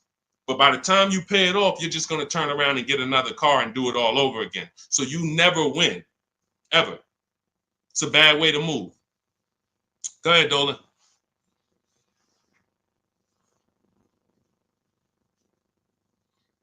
What's up, Ray Johnson? Do you need to... Hold on. Do you need to know all the bells and whistles? I don't know what that means. Can you rephrase that question? Let's type it in another way because I don't know what you mean by that. Can you elaborate? What about the people that drive high miles? You should still be asking yourself, how am I going to beat depreciation? The first step in my process is to determine what I'm going to do to beat depreciation on this depreciating asset I'm buying. So if you're a high mileage driver, you drive more than 18,000 miles per year, you're depreciating your car so rapidly that in 5 years, you're going to have, call it 100,000 miles plus on the vehicle, but your loan does not move that fast. most of your loans are going to move this way, but your depreciation is moving like this because you are just using the heck out of the car. This is point and proof that you pay for usage, whether you buy or lease. If you bought a car and put 100,000 miles on it, you do pay for that. If the same person bought the same car, but they only put 50,000 miles on it, their car's worth more than yours. They can sell it for more. So you lose based on your usage. So in the short term, you can't win driving high miles because you are literally destroying the value of your car. Then you flip to another car. That'd be like you doing this. Hey, do me a favor. Give me this car. Let me depreciate it like crazy. Then let me swap it out and let me get this car depreciated like crazy. And you just keep doing it. Depreciate it like crazy. But you're never getting to the point where the car is paid off and now the car starts to depreciate like this. That's for the people. If you have a car that you've had for 10 years, 12 years, 9 years, 14 years, this is what the car is depreciating like. You're losing little bit every year. If it was worth 9,000 this year, it's probably worth 8,200 next year. You beat depreciation. And that's when you enjoy, this is the benefits of ownership. This is what I call in my book, the reward stage. You don't get here without long-term ownership. And if you're not built for long-term ownership, that is okay. But what you should be doing is doing what my client who was in Hyundai did, doing your high mileage lease, shopping for a below market lease, and then driving the mileage you need and dropping off your car in 3 years and going and getting a new one over and over again. You're never tying up your money in these cars. If you're going to tie up your money in these cars, you better have it in there for the long run. If you're going to tie up your money for 5 years in a depreciating asset, you are losing money in depreciation. Like you can't get it back. That's why you're never happy with what the car is worth. When you come and find out what your car is worth, you're like, I can't believe that's all you're giving me for my old car, because you're thinking about how much you put into it. Long-term owners like this, those of you who have cars that you kept for 12 years, you're not thinking about the resale value, right? Right or right? You're like, Sean, I got so much money out of this car. I had this car, man. The transmission went out. I put a new transmission in it. I got my money out this car. That's the benefit of buying. And if you're not buying, you should be if you're not getting there, you should be shopping for below market leases, never tying up your money in these cars to begin with. It's only two ways. Get out the middle. It's three people: long-term keepers, short-term leasers. Then it's the people that's stuck in the middle. You buy your cars, trade them in. You lease the car, you buy the lease. Stuck in the middle. Go ahead, Dolan. All of this is in my new digital book. If you're like, Deshone, there's no way I'm going to remember this. You can get my new digital book. It's called Cars from Home, 7 Steps to Saving Time, Money, and Avoiding Dealerships. It's already 5-star rated. Thank you to everyone who has rated and reviewed the book on Goodreads. We appreciate you. You can get your copy. It's normally $97, but for the next 30 minutes, you can get your copy for $24, which is 75% off if you get to my TikTok bio, my Instagram bio, the YouTube comment link, or the Facebook comment link before the 30-minute timer hits zero. After the timer hits zero, price does go back up to $97, and it's worth every penny of $97. This book will be the top 3 most valuable books in your library. And when I say valuable, I mean the books that save you money. There's only a few books. I got a bunch of books. You guys can see I'm grabbing them. There's only a couple of these books that have actually put money in my bank account or helped me save money. There's not a lot of them. This will be the top 3 most valuable books to your bank account. That's all I care about. So go grab your copy. TikTok bio, Instagram bio, YouTube link, or Facebook comments. And you'll have everything we teach in the blueprint of how to get below market leases, below market purchases, below market new cars, used cars, high mileage driving. Everything is in there step by step. It's a blueprint. All right. Go ahead, Dolan. All right. Buy a car for the first time. I'm going through my bank. My budget is $8,000 and I finance the rest. So you have $8,000 cash. You want to see, can I get a vehicle without using that cash? So if you're talking about financing, first thing you want to decide is, what can we get without a down payment? So depending on where I want my payment to be, let's say $350 a month. Maybe I want it to be $350 a month for 5 years. Well, can I get a car with everything I want, everything I need, $350 a month for 5 years? That's my budget. If I could do that, I don't need a down payment. Now, if you say, okay, $350 a month for 6 years, no money down, that's a little more money. If you say, all right, $350 a month for 5 years, but then I'm going to use some of my down payment. Now I can get even more car.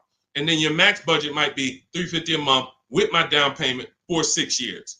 See, all of those numbers didn't change, but the terms changed and what you bring to the table changes. That budget doesn't change, but you don't realize if I get a car for $350 a month for 5 years, I paid less than if I get a car for $350 a month for 6 years. So these is how we budget. I actually have a tool in my book called the Perfect Budget Calculator I created, where you put in your preferred down payment, you put in any equity you have from your old car, you put in your max monthly payment, you put in the average interest rate, and it'll give you up to 6 goals that you shop from. So when I went and got my used Infiniti truck, I had 6 goals. One of them was no money down 5 years. Next one was no money down 6 years. Third one was money down 5 years. Money down 6 years. Then the fifth one was money down and the equity I had from selling my old car. And then the 6th one was money down, equity, and 6-year loan. See, there's multiple ways to budget where you don't go over your max. But I find the problem is when we budget with our max in mind, I only want to spend $500 a month, $500 a month, $500 a month. You usually go in and you spend what? $600, $550. You're putting $1,500 on a credit card because you didn't calculate the taxes. The tool in my book, the Perfect Budget Calculator, calculates the taxes in your state. So you don't go in and say, oh man, I didn't know there was another $3,000 in taxes and fees. Who's had that happen? Oh man, I thought we was making a deal, but you forgot about the taxes and fees. See, all of this stuff you don't realize should be normal in a complex financial transaction. But what they've taught you in the car business is to just treat car buying like you're buying a TV because it makes them very rich. I've been in the business for 14 years. I sat next to people who I know shouldn't be in the business, but they're not going to get them out the business. They make a lot of money for the dealerships. They'll always have a job. Even if they get fired here because the customers start complaining, they'll go there and they'll say, hey, look, I made 300 grand at my last place. Oh man, when can you start? These people are always going to have a job. So when you look at the industry and say, okay, if this is what the industry is like, what do they care about me? They don't. The 20% of dealers who get up every morning and they do the right thing. They want to beat their competition. They're honest. They want to make sure that they're giving you the best service. It's 20%. 2 out of 10. You're going into your local dealer and you're buying from them, not realizing that's an 80% dealer. All they do is make a lot of money on their customers. If they can't make a lot of money on their customers, they won't sell the car. And you know what's beautiful about the car business? For those of you who are wolves and sharks and evil, it's not about the customer winning. It's about you making the customer think they won. I'm going to say that again. For those of you who are like, what business could I get into where I can make 200 grand? And I don't need to have morals as long you are trained to make the customer think they won. And that's all it's about. If that's why you start high and you come down. If you know your price on your car is $600 a month, you start at $800. This is what the worst people do. You know that the full price for your car is $600 a month. When Mr. Jones sit down, hey, Mr. Jones, all right, we got a great proposal for you. Great news. We're going to make you a great deal today. Your payment's $790 with $2,000 down. What? That seems like a high for this car. The car is only this. That seems real high. And then I didn't even want to do any down payment. All right, so you didn't want to do a down payment. So, all right, look, if I could get the down payment out, your payment would go from $790 to now it's $840. No down payment, though. What's more important than you, the payment or the down payment?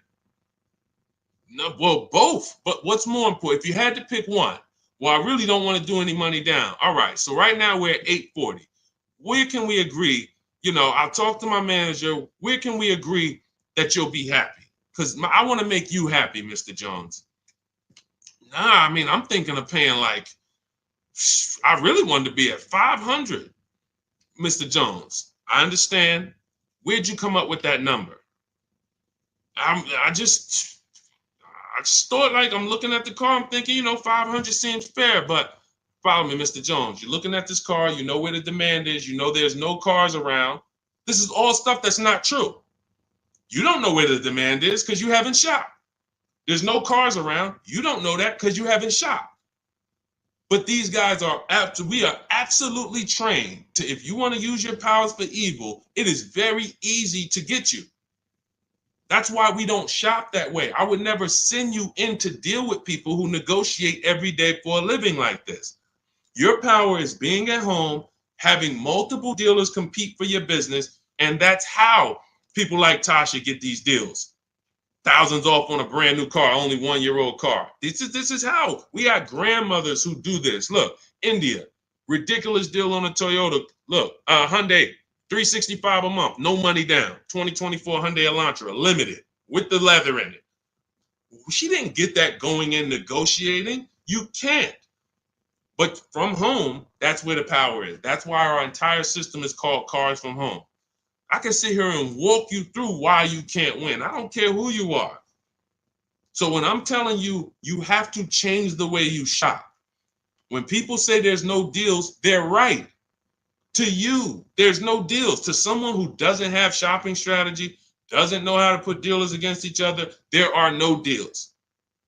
But to people like us, we've been making deals. Let me show you, Bonita. Let me show you a pandemic deal.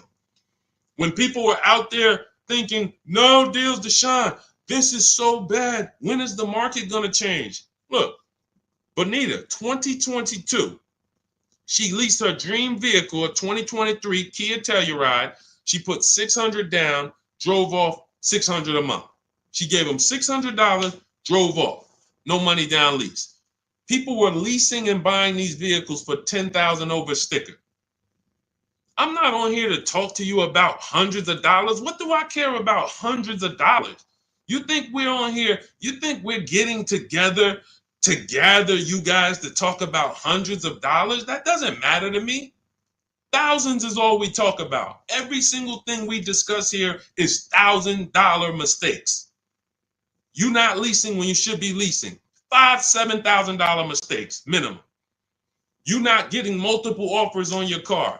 Could be depending on the car, you look at somebody like Kimberly. Kimberly gets $20,000 off her Maserati.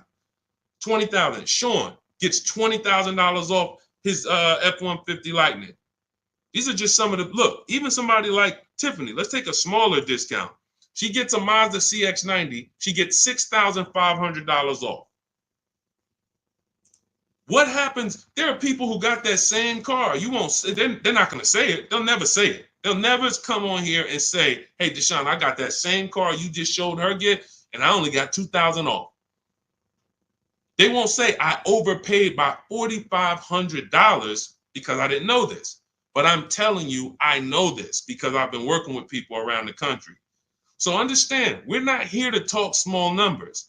When we're tapping in, we're asking you to tap in, lock in, so that you can actually keep thousands and thousands of dollars in your bank account instead of putting it in these cards or giving it to these dealers. That's it. So everything we discuss is out of my new book, Cars from Home, 7 Steps to Saving Time, Money, and Avoiding Dealerships. It's a 7-step process. Doesn't matter whether you're leasing, 7 steps. Doesn't matter if you're buying new, 7 steps. Buying used, 7 steps. You want to sell your leases, which who didn't know you could sell a lease? Put a question mark. Who didn't know you could sell a lease? Type a question mark in the comments. Question mark. Deshone, what do you mean you could sell a lease? Okay, thank you. We're renovating with the jeans. Okay, look, Lynn, Brooke, Miss Tucker. Look.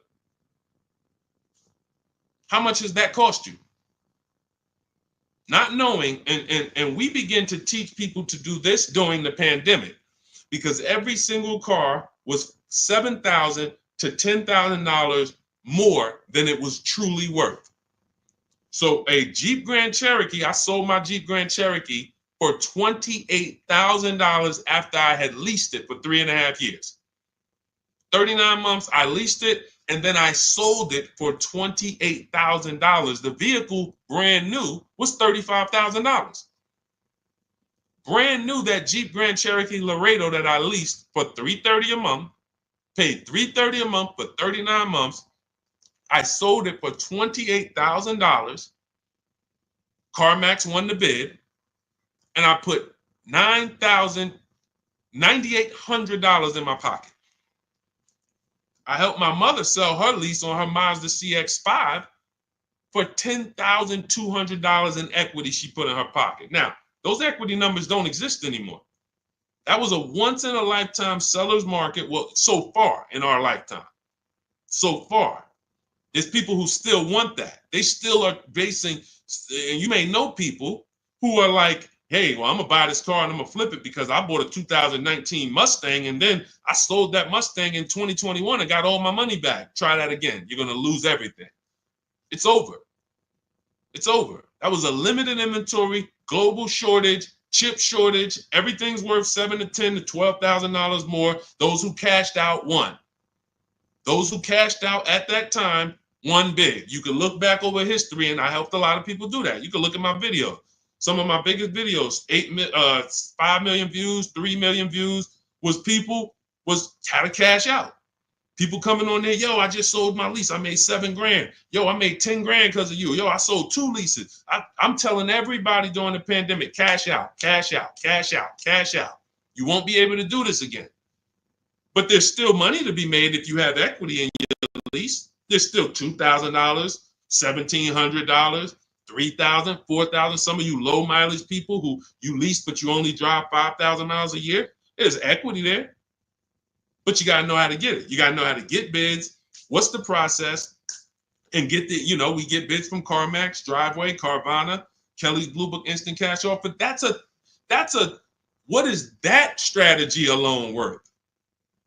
Just the cash out, just the equity assessment, step 2 in my process is worth.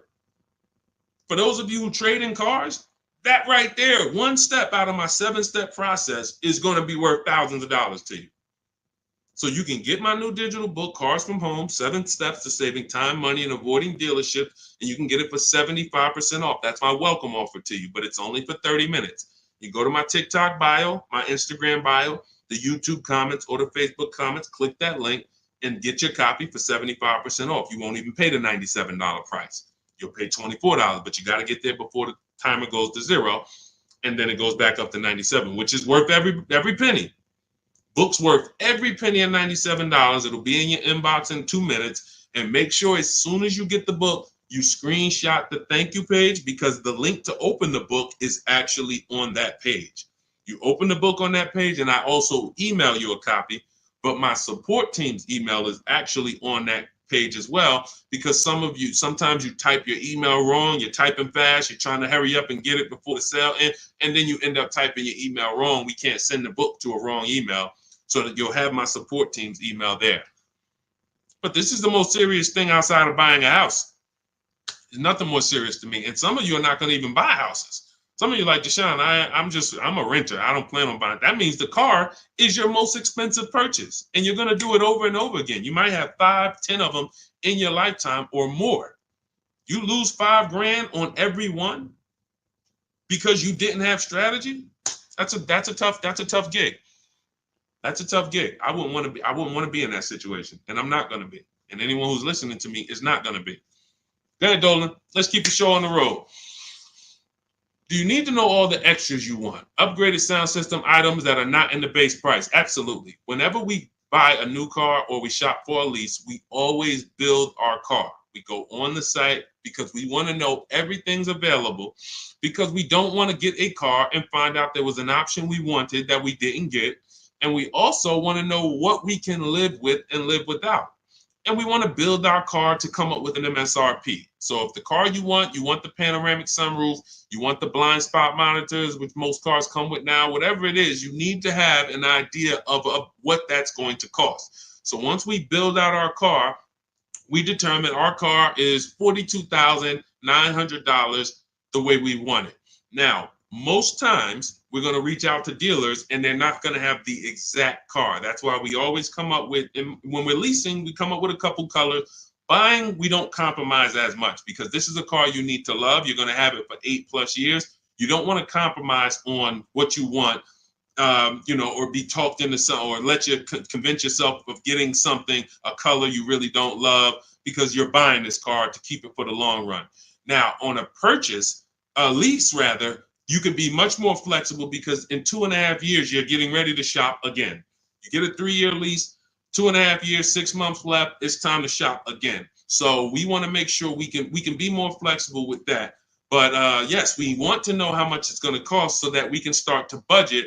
We always say with a lease, when we build out our car, we take 1.25% and we use that as a gauge of around about what it should cost. So if we're looking at a car that's $42,300, we multiply that by 0.125 and we say, okay, $528, that's a fair below market lease deal. Now, if we can do better than that with bids, we will.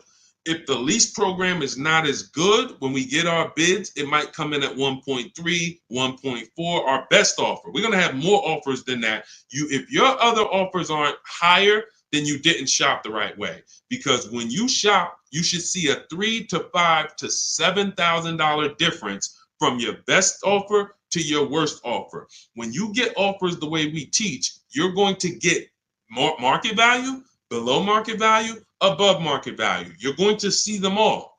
And you're going to be like, wow, I can't believe all these dealers, this their best offer? Yes, they want to sell and make a lot of money. But we don't care about them. I don't focus on the 80%. We're looking for the 20%. So we use this as a gauge to say, all right, this is around about what I think I should be looking at paying, depending on the deal that I get when I actually get my offers. So that's why it's important for us to build the car. Those are all the reasons it's important for us to build the car before we actually go shop for it. Okay? It's a great question. I see you. I'm leasing this year. There you go. If I could get more people to lease, wake up and look. I don't want you leasing if you're keeping your cars 8 or more years. That's the key, because sometimes people will come on the stream, hey, is this all about leasing? No. If you're buying, there's so many things you need to know about getting below market purchases. New cars, used cars, we haven't had those questions come in. People are not really asking questions about used cars and things of that nature, but I'm answering the questions that Dolan puts up that you guys are writing. So when we look at purchasing, there's a ton of questions that we got to look at, ton of questions. But when it comes to people not keeping their car 8 years, you should be shopping for leases. You're not keeping a car long enough to beat the depreciation. The depreciation's going to kill you, not the loan. Doesn't matter. Loan's okay. You could pay cash. Doesn't matter. The depreciation's going to kill you.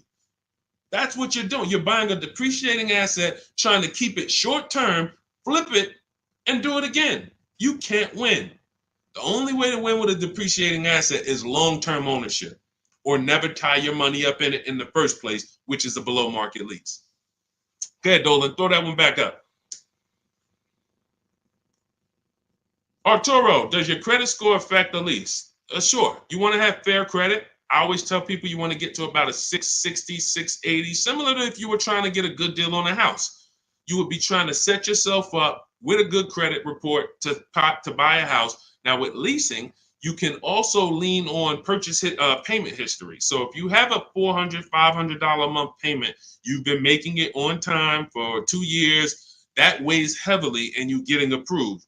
I always say it's nothing that gets you approved for a new car like a paid on-time payments for your old car. The banks look at that and say, well, hey, we can see, yeah, credit cards might be high, but they never miss the payment on their car. They never miss that $500 payment. That means something to the banks when your credit score is a little in that marginal in that marginal range or that mid range. So I always tell people, get to a fair range, work on your credit so that you're able to lease, and don't tie up your money in a long-term purchase because you can't lease right now. If I couldn't lease right now, my only mission would be to get an inexpensive car, get my credit to a 660, 670 to lease. I wouldn't be trying to get a Dodge Charger, $20,000, $30,000, $40,000 car. I'm going to pay 20% interest And when I go out to replace that car, I'm going to have so much negative equity because the interest alone is going to bury me because I don't have good credit. So now I'm no closer to leasing. My payment is going to be high. And I usually end up with an older car because I'm trying to squeeze my way into a nice car that I could show off and feel good about. Nah, I mean, I work hard. I want to be able to drive something that, I feel good about. But you haven't qualified yet. You haven't qualified to drive something great yet. If you have a 500 credit score, 600 credit score, you're not qualified to drive something ideal yet. You should be sacrificing to get set up so that I can make a power move. And what you do in getting set up is you get the least expensive car that you can get a loan on. You get a $10,000 car, quality, small car. Try to get something that brand new was $24,000, $25,000, Hyundai Elantra. Get yourself a smallest car that you can qualify for, and you have minimal payments, $200, $250 a month payments. You pay those payments on time. You make sure it's a quality car, and you go and you make a move for a lease once you've established yourself. Or you can just do what other people do and say, you know what, who could get me in this brand new whatever, or who could get me in that, used Mercedes? And you're going to lose in every way. The quality of the car is not going to be ideal. The loan is going to be out of control. The interest is going to be ridiculous. You might not get a great price on the car because you come in looking desperate. You need a car, not want a car. You need a car. So nothing is working for you. Everything's against you. So it's much better for you to discipline yourself. Say, look, I don't mind driving something that I don't feel great about, but I'm working on my credit. I'm going to make these payments on time. I'm going to get myself to a 660. I'm going to have 2 years of on-time payments, and then I'm pulling off the lot in a brand new lease. Power moves. That's a plan. Go ahead, Dolan. And in my book, that's called the SMART car strategy. It stands for saving money at the right time. If you can't qualify for a lease, your only goal should be to set yourself up to lease. Now, if you're buying and your credit's not good, I'm an 8-year person. I keep my cars 8 or more years. Nothing wrong with buying a higher priced car and refinancing it later. So if you say, hey, I need to get, if you're a long-term person, your goal should be get a great price on the car. You're going to pay more in interest and then fix your credit. And instead of changing the car in 2 years to a lease, you would change the loan, refinance, and then you would keep the car. So it's depending on long-term versus short-term is everything. That's why in my book, it is step 1. You need to know from the get-go, am I a long-term person, 8+ years, or not? Because that's going to be the foundation we build on. Everything else comes after that. Karen, thank you for helping with my digital book. I wasn't checking my email. Of course, we want to use cars. So you're just following the multiple marketplace strategy. There's steps before that. And here's what I tell you, guys who have my book, ask yourself, what step am I on? This is what I tell everybody that I work with. Ask, what step am I on? Because if you're doing step 3, but you have not done step 1, that's a clear indicator. Oh man, I haven't done step 1. Step 1 is leasing versus buying. Most important question. How are we beating depreciation? We go into deep. I show you lease scenario, purchase scenario, lease scenario, used car scenario, to make it very clear that if you set out to buy, but you should have leased, can't help you. You're lost. And I talked about that earlier. We ran Zafrina's $579 a month payment versus what a new car would cost her, which would be $900 or $65,000 car. That would have been $1,100. Or a used version was $800. So you can't compare that. If you go out and you get a great deal on a purchase and your payment's $700 a month, then that means that lease payment probably would have been $400 a month. It's no way to, how do I get out of this? You shouldn't have been in it. That's why this is step 1. So what was that question? What was that question? I don't even know how I got on that. Oh, you said I want to use car. Yeah. So we want to, so you want to ask yourself, where am I at in the process? Because we're not in the market until step 5. Step 5, we're in the market. That's when we're on our marketplaces, shopping, narrowing it down.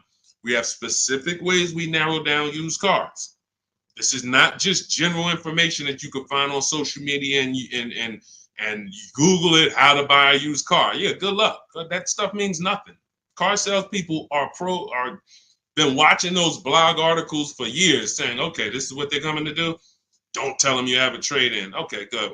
Stuff has been around for 20 years.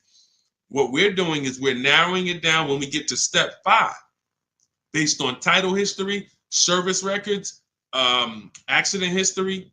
Then we're narrowing it down and we're coming up with our top 5 choices, top 3 to top 5. Then we're verifying who has bogus fees, who put one price online that they're not going to honor. So all of these, this is my top 5 list, but some of these might be fake prices. So we need to verify that. And then we're going to get the new car price to find out what the true discount was. How much was this vehicle brand new? When I bought my Infiniti truck, I narrowed it down to 4 choices. They were all white, between $30,000 and $32,000. Sounds similar. They're not. You looking at 4 white Infiniti trucks between $30,000 and $32,000. Similar miles, all 2020s. They were 3 years old at the time. Looking at all 3, whoa, these vehicles look similar. Once I got the brand new price, I found out one of them was $46,000 brand new. The other one was $48,000 brand new. The other one was $52,000 brand new. And the one I ended up getting was $54,000 brand new. Big difference. See, so what seemingly was close was nowhere near close. The furthest apart was 54 to 46. It's an $8,000 difference between the least expensive one and the most expensive one. But without the brand new price, you don't know that. You're choosing the wrong vehicle, thinking, oh, I got a good deal. No, the good deal was that other one that you didn't pick because you didn't have the brand new price. So that's step 5. But we got plenty of things we do before that to verify the DNA of the vehicle, check the data. And look, let me be clear. It takes me 90 minutes to buy cars. I'm not putting a system together that takes days. I'm not going to do it. It's not necessary. Choosing your vehicle, that might take you days. Going and looking at cars, test driving, that might take you days. Deciding what you want. We call that shopping. That's a step in my book. Shopping, not buying. That's deciding what you want. But once you know what you want, 90 minutes. Now, first time you use our system, it might take you 2-3 hours because you're just learning. You're overthinking. Haven't trusted our process yet. That's normal. But once you see, wait, this is simple steps. I'm going to websites, putting information here, looking at this. This is stuff a high school kid would do. If I could teach a high school kid to buy a car, it'd be easier than some adults because they don't have to unlearn much. Adults, it's like, hey, but I don't have to go into the dealer. You know, hey, Deshone, I went into the dealer and this is what they said. Deshone, my dealer called me and they said this. Well, when did I tell you to talk to the dealer? I thought you were coming to use our system because you didn't want to talk to the dealers. Yeah, you're right. See, that's overthinking. Now, that doesn't mean you're going to lose because we got a lot. That's how a lot of people come. You're trained to do things one way. You have to unlearn that. But once you see what we do, you're like, man, I can do this again next time. It'll take me 2 hours. I get any car I want in the country, Bentley, Rolls Royce, Corolla. It's going to take me 90 minutes because I'm using the internet. We're emailing. You know, I'm not getting in my car and driving to a dealer. So that's what we need to focus on. I know you have the book. Make sure you're asking yourself, where am I in the process? Start with step 1, just check them off. Step 7 is delivery. So when you check off delivery, you're done. You got your car. All right. Everything that I'm teaching is in my new book. It's called Cars from Home. It's a digital book. It's called Cars from Home, 7 Steps to Saving Time, Money, and Avoiding Dealerships. You can get your copy for 75% off. It's part of my welcome offer. It's normally $97. But if you get to my TikTok bio, my Instagram bio, the Facebook comments, or the YouTube comments before the 30-minute timer hits 0, you got your copy for 75% off, which is $24. And it'll be in your inbox in 2 minutes. So once the timer hits 0, price does go back up to $97. And it's still worth every penny at $97. Go ahead, Dolan.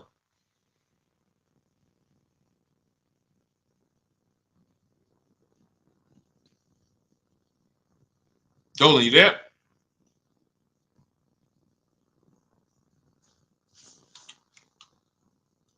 All right. Is it worth buying a BMW or Mercedes brand new or pre-owned certified? That's a matter of budget. As long as you're going to keep the car 8 years, the only difference between a new or used purchase is budget. And if you can afford both, now it's about your values. Do you want a new car because you only buy a new car every 10 years and you're like, man, I'm going to treat myself, I could afford it? Or do you want a pre-owned car because you're like, hey, I want to treat myself, but I could also take a 2 or 3 year old one and I'll be just fine with that. Now, what I always say, if you're going to buy something close to new, 1 or 2 years old, you need to shop the new. You need to shop the new market first, because you might overspend for a 1 or 2 year old vehicle because you don't know what the new market is for a brand new one. So, example, Kimberly saves $20,000 off her Maserati. Sean saves $20,000 off his F-150. Milligan saves $27,000 off her Mercedes-Benz. So when you look at these vehicles, and I show these deals, if you're on YouTube, if you're on YouTube, that's Melissa. If you're on YouTube or Facebook or Instagram, you can see these. You zoom in here, you can see she saved $27,000 off her Mercedes. And some of these vehicles, even with these leases, you'll see people have saved 10 grand, 7 grand. Now, let's take the more dramatic discounts over 10 grand. If you can save over 10 grand on a brand new vehicle, then that means when you go buy a 1 year old one, what should you be saving? If I know that the new market is 10 grand off, then for a 1 year old one, I'm looking for about 18 grand off. I'm not looking for 15 grand off. 5 more thousand, I get a brand new one. So I need to know what the new market is to know what the used market should be. Now, this is once you get to 3 years old, you don't need to do this, because 3-year-old vehicles, there's a lot of options, because there's only 2 ways dealers get most cars. They're going to buy them off their customers, or buy them from auction, or they're going to buy them after the lease. So 3 ways. Buy them after the lease. Most leases are 3 years. They're going to buy them from their customers. Most people don't trade their cars in 2 years. Or they're going to buy them from auction. And most people are not getting rid of their cars in 1 or 2 years. So you don't have a lot of options to choose from. You have limited competition. And when you have limited competition, you have a high chance of overpaying.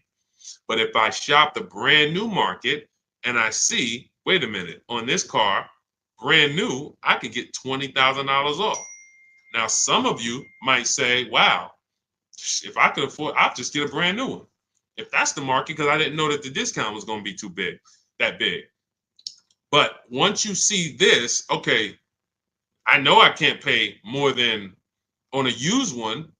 See, somebody who would buy a 1 year old F-150 Lightning, truck's normally 70,000, 73,000. So they might look at a 1 year old one for 55 and be like, wow, that looks good. Thank you, Renovating with the Gene. They might look at it and be like, okay, wait, this is a 1 year old vehicle and you asking 55,000 for it? That sounds good. Because it's brand new. How much is it brand new? Well, 73 brand new. Whoa, that's a big discount, man. All right, yeah, I ain't gonna even argue with you. Let me get that. Not realizing that the brand new market on that vehicle, the person saved $21,000. So 73, 63, 53. So literally the brand new market on that vehicle was lower than what you just paid for a 1 year old vehicle. And what's going to happen when you go to resell that vehicle later? You're going to lose because you overpaid by thousands of dollars. So this is so important to understand. People overpay for used cars all the time for a variety of reasons. They don't know what it was originally. What was the original new car price to even know they're getting a good deal on a used one? They don't know what the actual new car, again, this is for the 1 and 2 year people. You got options because somebody asked, hey, should I buy brand new or should I buy pre-owned? That means you probably have the money to afford both. So you might go out and buy a 1 or 2 year old pre-owned. But if you're like Milligan and you bought one of these electric ones, she saved $27,000. If you went in and you bought a 1 year old one and you got 20 grand off, you might think you won. But she got 27,000 off a brand new one, which means if I saw 27,000 off a brand new one, for a 1 year old one, I want 35 grand off. I want 38 grand off. The new market for this vehicle is very soft. So that means the 1 year old market should be very soft. It's an extreme depreciation. Another reason why you don't buy these vehicles. Now, mind you, you know what I didn't mention? the people who paid for this vehicle and didn't get $27,000 off. It's people who are going to see this stream. Again, most of them will never say it. They have this same vehicle that Milligan has. Same $73,000 vehicle. They went in, they negotiated. They said, listen, all right, come on, man, make it 10 grand. 10 grand off. And they went home thinking, hey, honey, you're not going to believe this. Guess how much they took off the truck? How much? 10,000 off. They in there, oh, I won. See something like this, that's why you can't feel for the bottom. Negotiating and feeling for the bottom, wondering, all right, I think I'm at the bottom. That sounds good. You can't win. In fact, I've showed you multiple ways you can lose huge like that, and people are losing like that. You can't feel for the bottom. You don't know what we have. As the dealers, you don't know what rebates I have. You don't know how many incentives I have. You don't know if the manufacturer sent us extra money because we got to move these vehicles. You don't know any of that. You come in and asking for the invoice. All right, invoice on a $73,000 car, 6.5% markup. All right, invoice is 57, and a good salesman's gonna fight you for invoice. They're not gonna just lay down and give you invoice, even if they sitting on 20,000 in rebates. A good salesman is fighting for every dollar of the commission. So you've been, hey, how they gonna fight? They got 20 more thousand. You telling me they got 20,000 in rebates and they gonna fight me for 1,000? Yes, because it's perception. If they take off $10,000 for you in a heartbeat, you might think, wow, you took off 10,000 a little too fast. This is how salespeople are trained. So I'm telling you, the people who believe it, they're going to win. If you listen to me, you're going to win. If you don't listen, you're going to keep losing. And when I say losing, I mean, show me your car deals. Show me your car deals. That's all I care about. Sean, I'm going to do it my way. Okay, show me your car deals. DM me. Sean, I did it my way. How this look? All right, would you bet me $1,000 I can't find a better deal than this? Would you take the bet? I'm looking at your deal. You did it your way. Yeah, I went in. I negotiated this thing. Okay. Would you bet me $1,000 that I can't find a better deal than this? Oh, nah, man. I don't think I want to take that bet. I know you don't, because you don't have confidence that you actually got the below market deal. You might have got the best price from that one dealer. I don't doubt that. But that dealer is an 80% dealer, and his competition would blow this price away. But because you didn't talk to his competition, you never gave his competition an email, you never gave them an opportunity, you don't know that they would have beat this price by $3,000 or $5,000 or $10,000. That's what we do here. That's what Cars from Home is. That's why our system is called Cars from Home. All our deals, 90% of what we do is from home. 90%, and sometimes 100%. Only time we can't do 100% is if a dealer doesn't deliver or we're buying a used car. Used car, we must go to the dealer. We must test drive that. That's our last step in our process before we lock the deal up. We cannot, but we've had tons of people who never left their house. I have a couple of them on here. Delivered the car. Let's see, we got people on here. Leasing process went quick. Sent the email. Anyway, I could pull up a bunch of people who just did. That's simple, because dealers this is 2024. Like, people think Carvana is the only place that delivers cars. There's plenty of dealers, especially the 20%, that'll bring the car right to your doorstep. Look, about 5 days I walked out. Yeah. Anyway, all right. I think we've done enough. Look, everything that we've taught today is out of my new book, Cars from Home, 7 Steps to Saving Time, Money, and Avoiding Dealerships. It's a 7-step process that I've developed over 14 years in the car business to buy, lease cars, below market value in 90 minutes. This does not take a lot of time. This is the easiest way. You don't have to be a great negotiator. You will stay at home where your power is, where you can put dealers against each other, put banks against each other. Thank you so much, Renovating with James. And you can employ competition. The same way you shop for everything else, competition, you can bring that to your car deals. And that's the only way you're going to get below market deals. And that's the only way you're going to start to enjoy car shopping. When you're at home and tons of dealers and banks are actually competing for your business, you actually enjoy that. That's why when you see people like Teddy, who said that I will never lease another car any other way. Look, suppose it's a bit wordy. Look at Teddy. You got his BMW 2024 i4 M50, $73,000 vehicle. His best offer was $856 a month, which is a 1.16 lease. His highest offer was $1,123 a month from another dealer.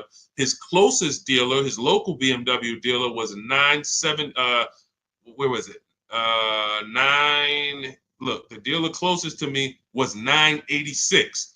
His closest dealer that he probably drove by and saw the car and said, "Man, all right, I'm gonna work with them one day." 986 a month. He ends up paying 856, over $130 less than his local dealer. But he did it from home, and he said at the beginning, "I will never, I repeat, never lease another vehicle any other way." Now, had he bought the car and got 10,000 off, he would have said, "I will never buy a car any other way." The Cars from Home way is how you are in control, how you feel like the prize, and when that 20% dealer wins your business, you feel like you won. You know you won. So, all right, let me get out of here, y'all. Grab your copy as my welcome offer to you of Cars from Home. 7 steps to saving time, money, and avoiding dealerships. 30 minutes only. You can get it for 75% off, which so you won't pay the normal $97. And my TikTok bio, my Instagram bio. Click the picture of me, the YouTube link, or the Facebook link, and grab your copy. As long as you get there before the 30 minutes is up, you got it for $24, and you'll have everything step by step. You don't have to remember any of the things we've spoken about over the last hour, 15 minutes. You don't have to remember them because you will have the blueprint step by step. Leasing step by step, buying step by step, selling leases, selling your cars. We never trade cars, getting out of negative equity. All in there, high mileage driving, everything in my 14 years of experience is in that book. All right, so I look forward to you guys using it. Make sure you send me your success stories. Write me emails when you make your deals. Let's continue to 30 minutes now. It's only available for 30. Now, it's available forever. $97 is the price. Normal price of the book is $97. But for 30 minutes, you can go to my TikTok bio and you can get your copy for $24, which is 75% off. All right. God bless you guys. I'll see you soon. And keep unlearning, keep relearning.